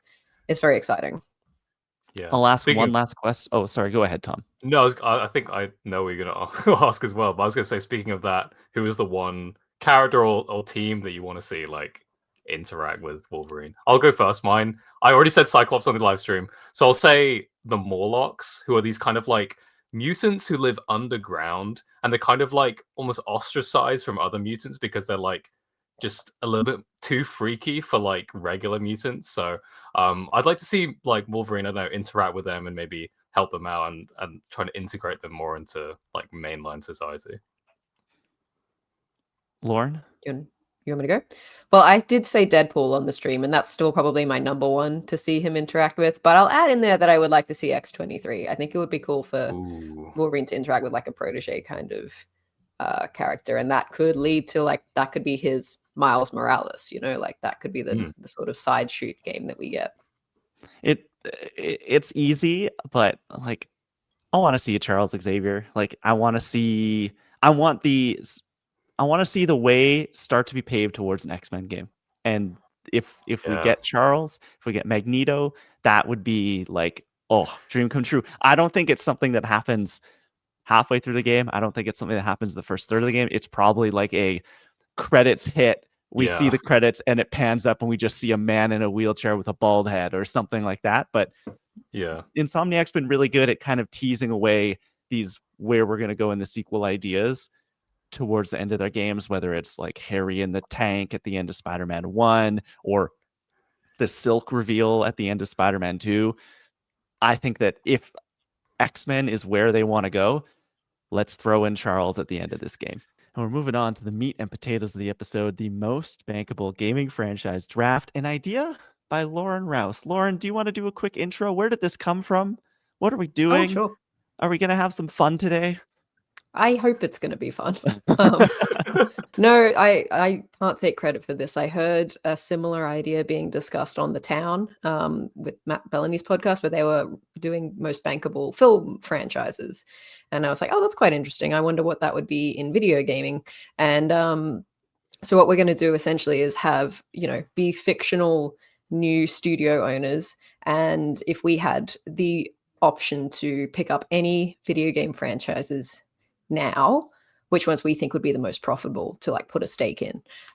So we're going to have 3 picks each, and franchises means not studios or connected universes, but specific like video game series. So something like Uncharted is a franchise, but we can't pick Naughty Dog as a whole.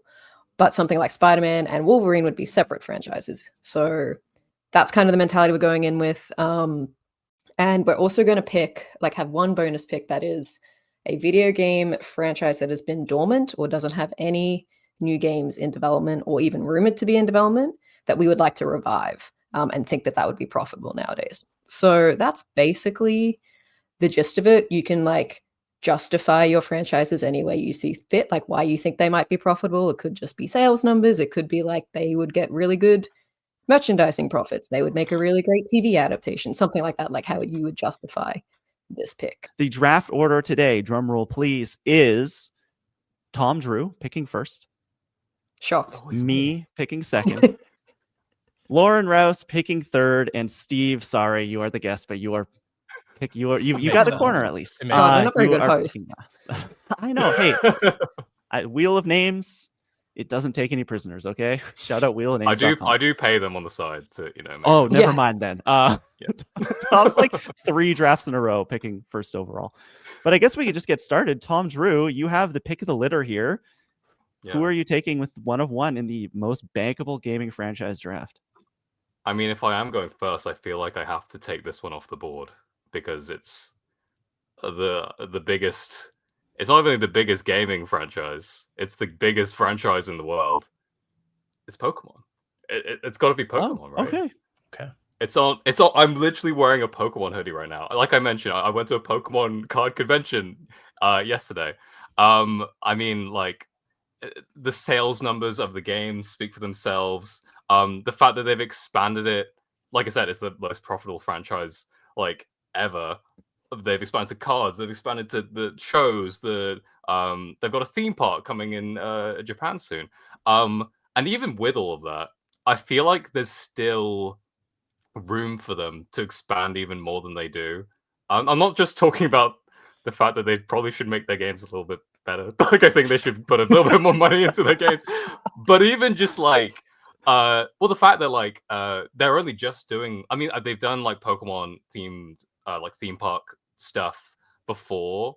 But with how popular Pokemon is now, the fact that they're only going into it like next year is kind of surprising. And also the fact that, they have like the Pokemon Center in Japan, but they don't really have that anywhere else other than like pop-ups every now and then.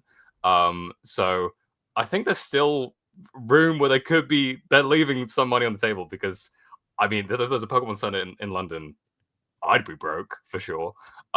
So yeah, I think Pokemon, it's just got so much potential. Like, I mean, it's a genius thing. Like all these pocket monsters that you can pick from, which obviously they're making new ones all the time, but you've got your Gen 1ers, the people that love the 151, and they can just go back and reuse those, remix them, give them Mega Evolutions, give them different variants, and it just sells so much. So, yeah, Pokemon's where I go. It was going to be, I think, one of the first 2 that went off the board, simply because, as you said, it's like it is the biggest entertainment franchise in the world. We just got numbers from Pokemon Legends ZA's first kind of few weeks on the market. 5.8 million physical copies worldwide in its first week. The highest selling physical game of 2025 in just 1 week of sales. That's crazy. That's kind of insane, and that's not even counting digital. So, Tom, this is it's a smart pick if you just want to print dollar bills, no matter the quality of anything that you're producing, it seems. That's the thing. We've talked about it. Like, they don't even need to really try. Like, these games come out half the time. They don't run. It's just like, you guys are brutal. Jesus. I love this. I love this. Tear it apart because, I'm totally in agreement here. Yeah, like they just it's a license to print money. They don't even have to try, really. So yeah, it's a fair pick. Mm-hmm. We'll go to me with the second overall pick. I think that this would have been my number 1, but I can see why you would pick Pokemon, Tom. I'm gonna pick the biggest, just like pure gaming franchise in the entire world, Grand Theft Auto. God damn it! Yeah, like, of course. You can release one game every 13 years or whatever it is, and it's going to be the biggest entertainment launch of the decade. The GTA 6 next year is going to break every single record in the book. It could be so much worse than GTA 5, and I think that just sheer hype. It's similar to what we just saw with Hollow Knight Silksong, where I think that game, no matter the quality of it, was going to sell a lot just because the anticipation was larger than it ever could have possibly been. So yeah, GTA, come on, Rockstar. What I would do is I'd be like, hey, guess what? Maybe we don't take like 2 decades to make a game, but good things take time, That was my only drawback in thinking about picking GTA, is that it takes so long now between franchises. So it's kind of like, even by the time it comes out, after you've paid people for 12 years to develop it, can it even recoup the cost? Like, that would be interesting. Then you also have GTA Online, which is just also continuing to print money every single day while you're making the next GTA. That's the reason it's taken 13 years, because they've sat back and gone, we can take our time. Like, we don't need to rush. People are buying shark cards or whatever it is to get their new car every few weeks. GTA 5 has continued to be in the top. I think it just broke back into the top 10 highest selling games of the year after being ducked out for a few months. But it's like That's wild. 13 years old, and it's still going to be one of the top 10 best-selling games of 2025. Who's left that doesn't have this game? Honestly. Ironically, it's also the most stolen game Yeah. from stores. Okay, Lauren, your first pick. Okay, well, those were both obviously on my list, but cannot take those anymore. So the next one I was thinking of is Spider-Man as a collective. So Insomniac's Spider-Man. I think the 3 games that they've released so far have been insanely successful sales-wise, but also just this brand synergy with Marvel and the MCU and everything that's going on with there, with the movie side and the entertainment side. I think it's become like Spider-Man's one of those everlasting figures who will always be popular, no matter what, whether it's comics, games, merchandise, theme parks, whatever. Like, that character is so iconic and continues to sell. And so I think that continues in the game space as well. And like, it's kind of known that there'll be a Spider-Man 3, even though it's like not really officially announced, but I think it's only going to continue to grow. Like, I'd be surprised if they ever stopped making these games. They are the Marvel studio now. That's just that, like, as much as I would love to get as many more Ratchet and Clanks as they're willing to give me, Insomniac, they're going to keep making Marvel games, and that'll be X-Men games, that'll be Spider-Man games. Yep. Steve, were you into the first 2 Spider-Man games, or did those jive with you? Of course, yeah. I thought they were all great, and I think they only get better as, they continue to learn from the last one. So as much as I am a Ratchet and Clank fan and a fan of Resistance and everything else that Insomniac has ever done, Resistance. That's a name I haven't heard in a very long time. Sunset Overdrive too. It just makes sense that they're obviously in bed with Marvel. They're going to crank out these properties because they're just printing money hand over fist, and they're good at these games. So can you really blame them for wanting to do something that they're passionate about? Yeah, and can we please stop bad-mouthing Spider-Man 2? I don't know what's gone into people in the last, 18 months, but, that game was way better than Spider-Man 1. Way better. Yeah, dramatically better. And, there's some revisionist history going on where people are just, pretending that it's a bad game. I don't understand it. This is just what happens. This is the cycle. The web wings change things. Okay, Steve, you've got a pair of picks here, so what will be your first? Yeah, the first one, I'm actually surprised no one picked this one, but given Pokemon and Grand Theft Auto on this list, it kind of makes sense. But I'm going Minecraft. And that being said, I mean, Minecraft as the sole property of the core game, I think it's already such a bankable entity. It's been, it's an evergreen game that just continues to thrive and grow and amass a community of, audiences young and old. It kind of grows with audiences. But now, you have spin-off games like Minecraft Dungeons and some other ones. And I think that there's a lot of untapped potential within that. I mean, they've experimented with the Telltale games as well. But I think that you can really kind of, in the right hands, make another kind of Minecraft game within different genres and stuff like that. And then obviously the marketing and transmedia aspect of that, you have the Minecraft movies. You can even, if it was me, adapted into a series or something like that. And then obviously just print money with all the different merchandise and tchotchkes that kids go out and buy, the little wall lanterns and everything. It's, as much as my time with Minecraft has come and gone, I do respect the fact that it is kind of a mainstay within pop culture, and you got to give it to Mojang. But for me, that would be the go-to, is just get in there and kind of massage it a little more to kind of grow with its audience a little bit more. Not make it a mature rated Minecraft game, but make something a little more, a little more maybe cinematic, or a little more teen based or something like that, so that players don't have to just at some point just be wow, I'm 18 years old, am I still going to be playing Minecraft? No, it's just going to be, I'm going to go on to a different Minecraft game, because for people who didn't play it, Minecraft Dungeons was a legit Diablo-esque Minecraft game, and had a lot of layers to it. It was very, very good. That's a title specifically that I'm surprised they haven't come back to. Honestly, because it was great, and then just kind of disappeared. Yeah, it was disappointing, but for what it was a really fun game. Tom, you're a noted Minecraft fan, so Oh You're all yeah. over this. I love it. I mean, it's crazy because I've gone back into not necessarily Minecraft playing it, but like just Minecraft YouTube. I'll shout out the 1,000 player rich versus poor Oh, video that I'm not Ish even a made. Minecraft player. That's one of the best YouTube videos of the year. Genuinely one of the best maybe movies I've seen this year. It's incredible. If you haven't seen it, honestly, God, it's insane. But like it's crazy how sustaining this game has been, and it's had like its ebbs and flows over the years. I mean, obviously you have the Minecraft movie, which is also like a hugely successful part of this too. But like the fact that kids today still kind of grow up with this game, and then Mojang's able to continue like updating this game because of that. I think it's really special, and it's like the creativity through its players and what you're able to do with it. It's just really cool. So yeah, this pick makes sense. It was definitely on my list of one that I was looking at. And we hop on over to our New Game Plus Video Game Book Club Game of the Month deep dive for the month of October, Ghost of Yotei. If you didn't know, Ghost of Yotei is a 2025 action-adventure game developed by Sucker Punch Productions and published by Sony Interactive Entertainment, a standalone sequel to Ghost of Tsushima, one of our special guest David Smith's favorite games of all time. Yes, correct?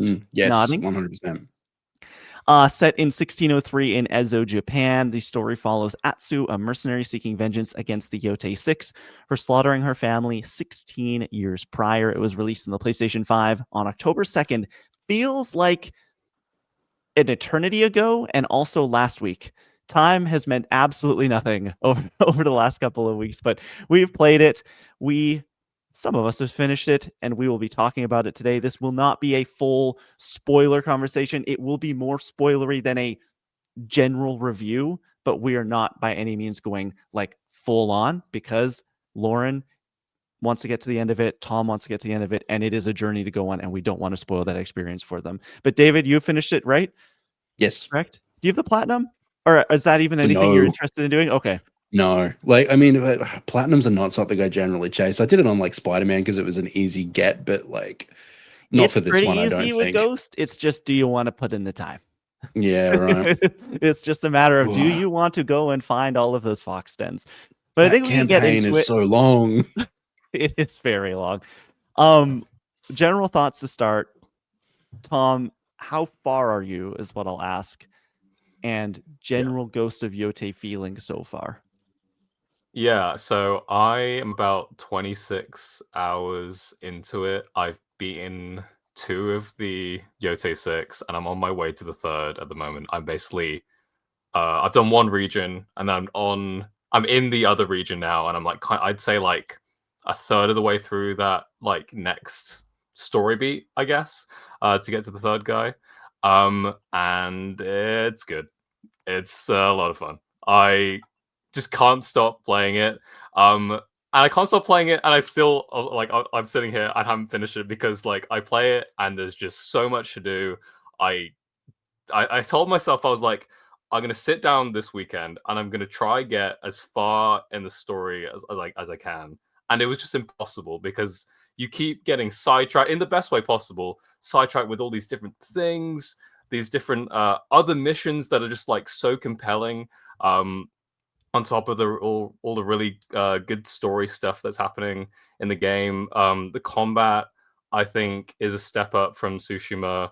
The world is just like I think I said like initially when I'd like just started playing the game, like I didn't know whether it would live up to some of those kind of highs that Tsushima had, because they like some of the locations you go to in Tsushima are just like jaw dropping, but some of the places that you go in this game, I just like. I mean, the photo mode is a killer for me because it's like I'm stopping every like 5 seconds trying to take a screenshot of all these gorgeous locales. But yeah, just like really loving my time with it. And I just can't wait to play more of it. Really. David, we'll jump to you next. How many hours have you approximately put into Ghost of Tsushima or Ghost of Yotei? Whereabouts are you in your Ghost of Yotei journey? Are you done? Have you put it away? Are you still dabbling now that credits has rolled? And what are your general feelings? I think I've got about 75 hours it took me to like do everything I wanted to do. Yeah, knocked over the campaign. I've done a bunch of side quest stuff. What a game. What a game. Just so impressed with it. It grew on me the longer I played it. I got to talk to Rob Davis, the narrative lead on the game at PAX Oz this year. Lovely dude. Australian, as it turns out. wow. Very, very cool.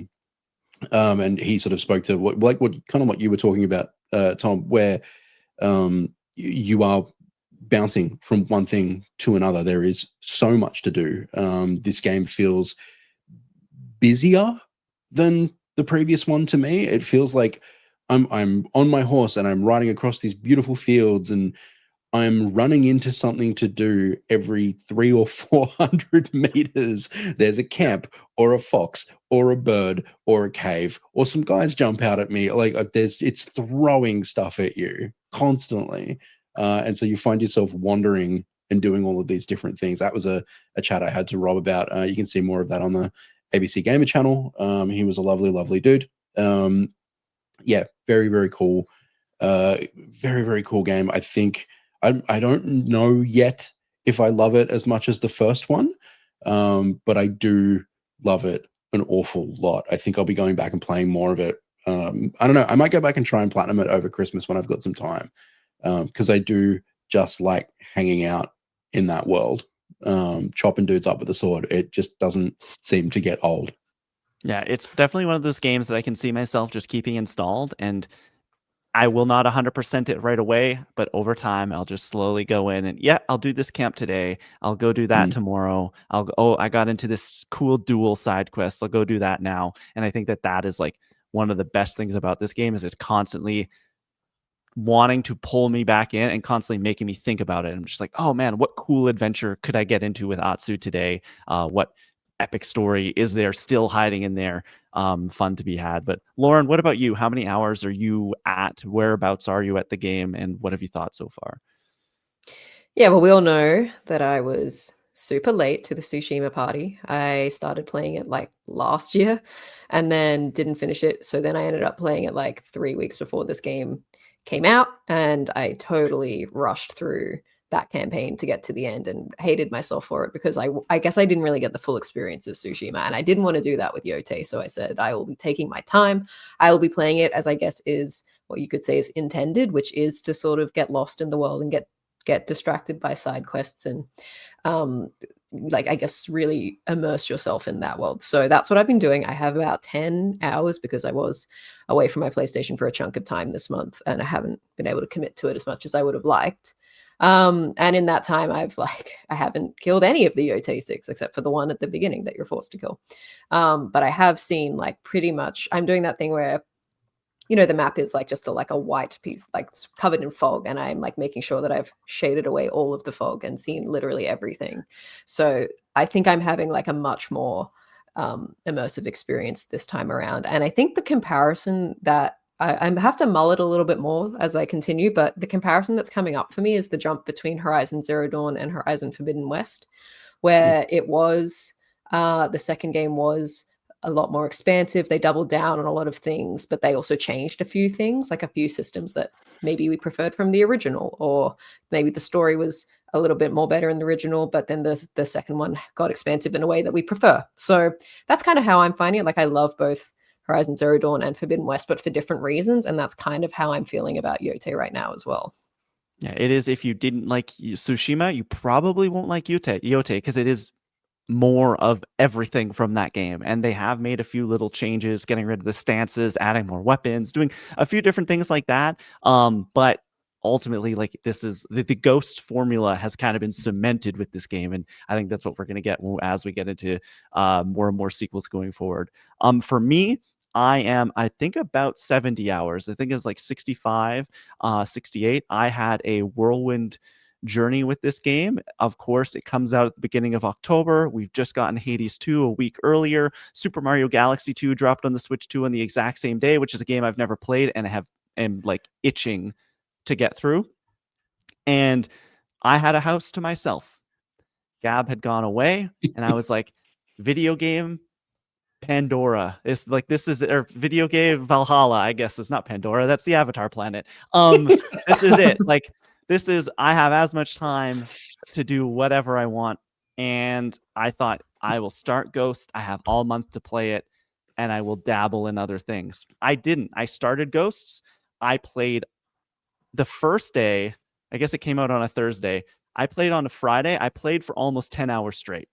Just right through, and it wasn't a like I need to do this, I just couldn't stop. And it's got to those nights where you are sitting there at 1 a.m. going, I have to go to bed, but there's one more thing to do, and then you do it and you're like, I have to go to bed, but what about that? And I kept pushing the goalpost. By the end of the weekend, I had more than 30 hours of the game done. It was a long weekend, I think, too. It was Thanksgiving. Long, I don't know how, but there was 30 hours by the end. The days blurred together. My eyes hurt. And I absolutely adore Yotei. I have since weaned myself off of it. It is now something I'm doing in controlled short doses. I had a great, glorious weekend with it, and I loved it, but am taking it in smaller chunks going forward. I finished the game. I'm headed towards platinum. I think I will do it just because I do really like a lot of just like existing in this world. They make it so easy to have fun. And I think that's the best compliment I can give this game, is it's just, there's always something around the corner that is inherently fun and will have a reward for doing it. Nothing is wasted. Something that I really enjoyed about Ghost of Tsushima was how it kind of took a formula we know quite well, which I will call the Ubisoft formula, this open world with lots of things to check off. And it was kind of the best version of that we'd ever gotten, where everything felt meaningful. The way that you're engaging with the things, these boxes that you're actually checking off, is a lot of fun and is unique, whether it be like, oh, you find this bird and it's like you're following it up into the forest, or shut up bamboo strikes, love those, pressing the buttons, doing that. And this game does all of that and then adds in some of the like organic storytelling that I love from games like Red Dead Redemption 2 or Skyrim, and adds a amazing, just incredible main story. I think the main story in this is up there for me with like some of the great Sony narrative adventures.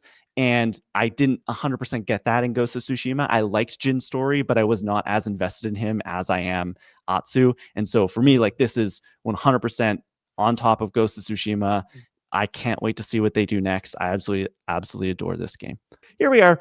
FNAF 2. You guys saw it? You guys have thoughts? I've heard it's great. I've heard it's amazing. It's cinema, movie of the year, Rotten Tomatoes, certified fresh. How are we feeling? Loving it? Tom, you don't look convinced. Hang on, I'm going to stop. Yeah, go. Yeah, you go, Lauren. Take it away. Because I talked a big game about this last week when we did our adaptation hype rankings. I put this in A. I had tickets to previews on Thursday night. I was there day one with the rest of the FNAF fans, and I'll be the first to say I was wrong. It is bad. It did not surpass the first film for me, unfortunately. That being said, this film is not made for me, and the FNAF fans who were in the crowd with me thought it was cinema. They loved it. They loved all the little references, the little pieces, the upping of the scares. They had a great time. So I think, and it's making money. So I think that it has done exactly what it needed to do. It built on the lore of the second film, of the first film, sorry. It made things scarier for sure. It is reaching the audience that it needs to. There will be a third one for sure. But as a film, it's bad. Like, the story makes no sense. There's no decent character arcs. Like, yeah, they amped up the scares, but in isolation, the scenes were fine, but just nothing as a conglomerate made sense. And the dialogue is just awful. So that was a time. Tom, are you in agreement, or are you one of those FNAF fans going like, we did it, this is the one, we finally, like, Oscars all around? Man, this movie is a trip. It's there are definitely things in it that are like, they're definitely for the fans, where I'm like, oh yeah, that's a weird like thing they put in there. They included, like, there's at one point I think they squished like a Freddy plushie and he does the hor hor hor hor hor hor hor hor hor. And like, I wasn't in a PAX theater or anything, but I'm sure people stood up. part. They were Yeah, they're cheering, like, throwing my popcorn goat at the right walls. there. Honestly. But this is a god awful movie. It is absolute trash. Like, it's so bad. I basically echo everything that Lauren says.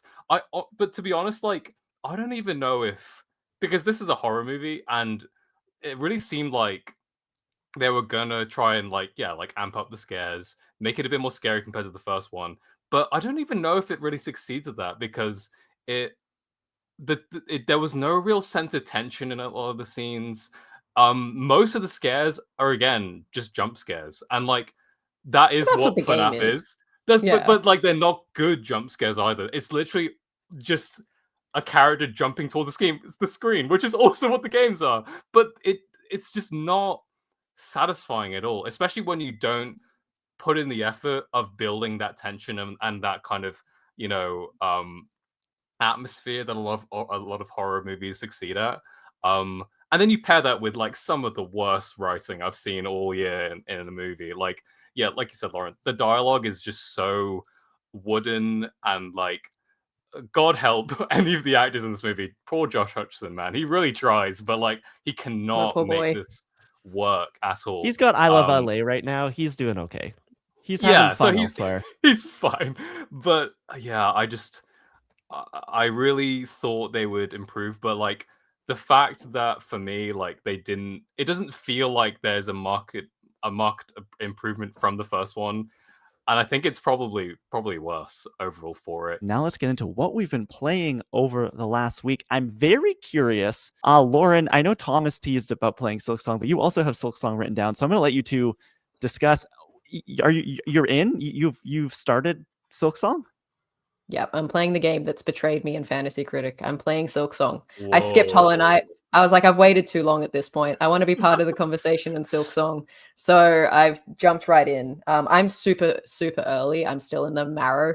And I'm really taking my time with it. Like when this is not something I'm expecting to finish straight away.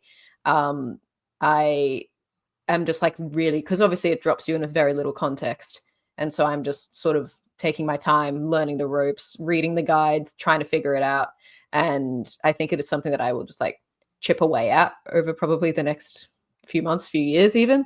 But Tom, how are you finding it as the resident Hollow Knight fan? I love this game. It's so good. Yeah, like I mentioned, I'm kind of like, I think around 10 hours in, so I'm a lot further than you are, Lauren. So I won't give away too much about like what is to come. I will say that there are some optional, at least from what I can tell, these bosses are optional because they didn't progress the story at all, and some of them are really difficult. So I would just say, Lauren, if you come across that, don't feel like you need to do any of that. I'm a psycho, and I decided like, no, I'm gonna brute force it. But like some of these boss fights are like they are tough, and like Hollow Knight is a difficult game. But some of the stuff they have you doing in Silksong is kind of crazy. But yeah, I'm loving the game. I think the ways they have you unlocked any of the like abilities, Lauren, like any of the like power ups? I have the I don't know what it's called, like the needle where you just rush forward and can cut through cobwebs and things. Okay, yeah. So you haven't got like a dash attack yet, or like Not a yet. dash? I just unlocked the Bell Beast.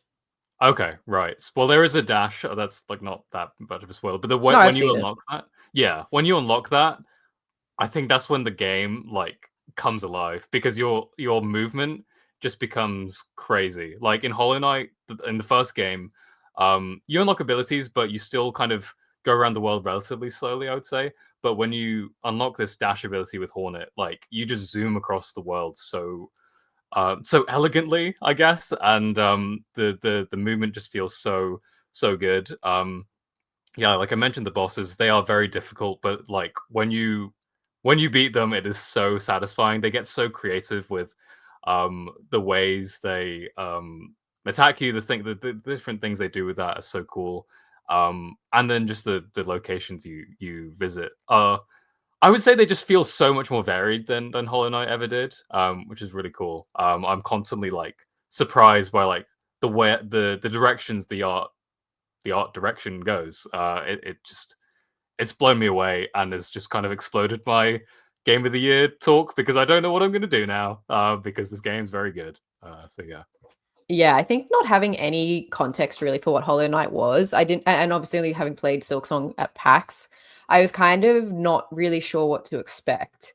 And now I can kind of see what everyone's talking about. It's so delightful and charming. Like I love that you'll come across these little bug guys and they'll just make Yeah. human sounds. Like there's Yeah. these guys, these snail guys who like throw kind of chunks of acid at you and they just go like, ugh.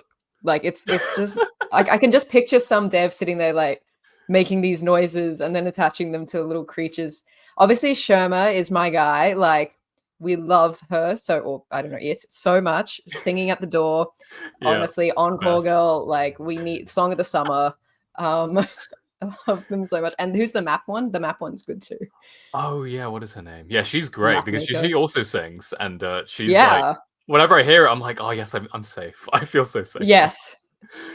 Yeah. So that's been really fun, just seeing all the varied little guys that you come across and the little, like it's a fully fleshed out world, which is super cool. I don't think I've really expected that, obviously not having played Hollow Knight. But yeah, they're just it's the little things like when Hornet jumps and the cape kind of billows, and Yeah. it's just so nice. Definitely. I haven't been playing Silksong. I have been playing Hollow Knight though, and I'm very close to the end, but I've hit a difficulty wall. So we'll see. We'll see if I can make it through it. Difficulty is definitely a conversation that's been coming up a lot with this game. I think people after like 6 or 7 years are like, why game hard? And everyone's just sort of have had two tracks of it, with being like, get over it, or like just putting it down because they think it's too hard. I am of the mind that it would be nice to have difficulty options just to make it a little more accessible for everyone, and then you wouldn't come into these troubles. I played an excellent game over the last couple of weeks. Haven't been on the show, have been out of the house a lot, so it was a lot of Switch 2 time. And Mario Kart has kind of been put away for right now, and I wanted something else to play. I'd heard good things. This is a new game that just came out in the last couple of weeks. It's called Pipistrello and the Cursed Yo-Yo. This is a top-down, Zelda-inspired Metroidvania that looks like a GBA game, and oh my god, it is... Tom, you specifically would love this game. It is so good. It's so bright, it's so colorful. Basically, you play as this young rabbit creature whose aunt is essentially Jeff Bezos, and you don't know that, or like you know that, but you don't know how, if you should be conflicted about that. And your aunt gets trapped in your yo-yo, and your yo-yo is your weapon, and you basically then go from world to world, or like area to area, doing these dungeons, unlocking these new yo-yo tricks, which serve as your like double jump, wall ride, like various attacks, the things you unlock in a Metroidvania, and you are trying to free your aunt from being stuck inside of the yo-yo. I played all the way through it. It took me about, I think, 15 hours. I need to think about it more, because right now I think Monster Train 2, the deck builder I was playing, it might be my game of the year so far, but like this is how I felt about Prince of Persia last year. Like this is so good, and we don't get games like this, and I do think that this game will go like kind of under the radar for a lot of people. It's so cute. It's got so much charm to it. It's this amazing, like, I tweeted about it when I finished it. It's this amazing mix of influences, and it does all of them so well, which is a very rare thing. I think you can try and like emulate a lot of different things, and you can almost get caught up in trying to do so many different things. But all of these things, the Metroid influence, the Zelda influence, there's almost like a Nickelodeon energy to it as well. They all kind of blend together into this like really nice charismatic package that I just absolutely loved. I would highly recommend. I think it's $15. I played it on Switch too. It's on PlayStation, it's on PC, it's on Xbox as well. But if you get I think it's on Switch 1 as even too. So if you get the chance, if you're looking for like a Metroidvania, if you like those classic top-down Zelda games, you can't go wrong with, it's called Pipistrello and the Cursed Yo-Yo. And then the other thing I've been playing is Tony Hawk Pro Skater 3 Plus Floor. Spoiler alert, I love it. I don't think that's going to be a surprise to anyone. It's Tony Hawk 3, Tony Hawk 4 in the new package, looking great, playing great. I've just finished Tony Hawk 3 this morning, so I haven't touched Tony Hawk 4. Tony Hawk 4 is where the controversy comes in with the game, because they got rid of kind of the open world structure of those levels and turned them into these like 2-minute arcade challenges that like the first 3 games were. I don't necessarily see an issue with it. There is actually a setting you can go in and just like turn the timer in game up to an hour, and then it is your Tony Hawk Pro Skater 4 level that was open world is now essentially open world again. But I'm really liking it. I think it's just a great way to experience these games if you haven't played them, or re-experience them if you have. Lauren, I see your book selling adventures. They're still going strong. I think I purely exist now to play Tiny Bookshop. It's all I think about. It's all I play. I play it like every day. And it's not like it's like the most revolutionary game ever. It's just like a really addictive cycle. And it's actually way longer than I thought it would be. Like I was looking up how long to beat. I think the full game takes like, was it 8 hours or 16? Whatever it was, I was like, this is long for like what I thought it would be. Because you basically like you go through every day of the week, and there's like seasons, and there's I think about 28 to 30 days per season, but then you do 2 years. So you're playing like something like math, like over 200 days, I think, by the time you roll credits, and I'm not even close to that. So I'm just enjoying the daily cycle of it. I am interested to see by the time I get to like year 2, last season, like what do things look like? Have I like, is my van like, do I have shelves spilling onto the street? Like, is there a new genre? Like I'm interested to see like what the like what more elements they add as we get towards the end, but I'll keep you posted. I didn't realize that it had like actual licensed books in it. Like the books you're Yeah, they're all recommending to real. these people are all Yeah. real books with I don't know how that licensing works, like, and there's lots of them. So that's like Well, that they don't is use covers. really cool. They don't use covers or anything, and they make up the blurbs themselves. So it's kind of like I think they can get around it quite easily. You know, if they're talking about like, you know, I was like, oh, someone's like, oh, I really like a book like Percy Jackson. And I'm like, oh, cool. Well, I know you're probably gonna like Harry Potter, and so that's like a really cool like ingrained knowledge. But then there's others that I'm like, I've never heard of this book, and now I'm kind of curious to read it in my own life. So it's fun.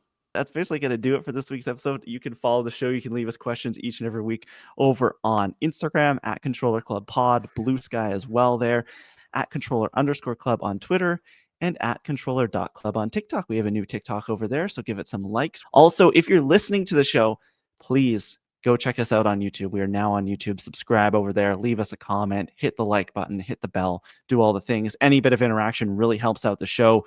And yes, rate and review us if you are listening on Spotify. 5 stars. It helps out as well. And as I said earlier, if you want to say hi to us, PR, review list, news, anything, our email address is controllerclubpod@gmail.com. Tom Drew, where can people find you? Do you have any closing words here? Thank you to everyone that listens. Like it really means a lot if you take the time out of your day just to like, you know, listen to us yap basically about games and all sorts of random stuff, or whether who you want to see in the next PlayStation All Stars 2, which may or may not happen. Like things like that, and it just means a lot. If you listen to the show. As for me, you can find me at Tom Drew, Instagram, Blue Sky, Twitter. Again, haven't really posted that much recently. But if there are any updates, you'll find them there. Lauren, where can people keep up with you, and what do you've got going on?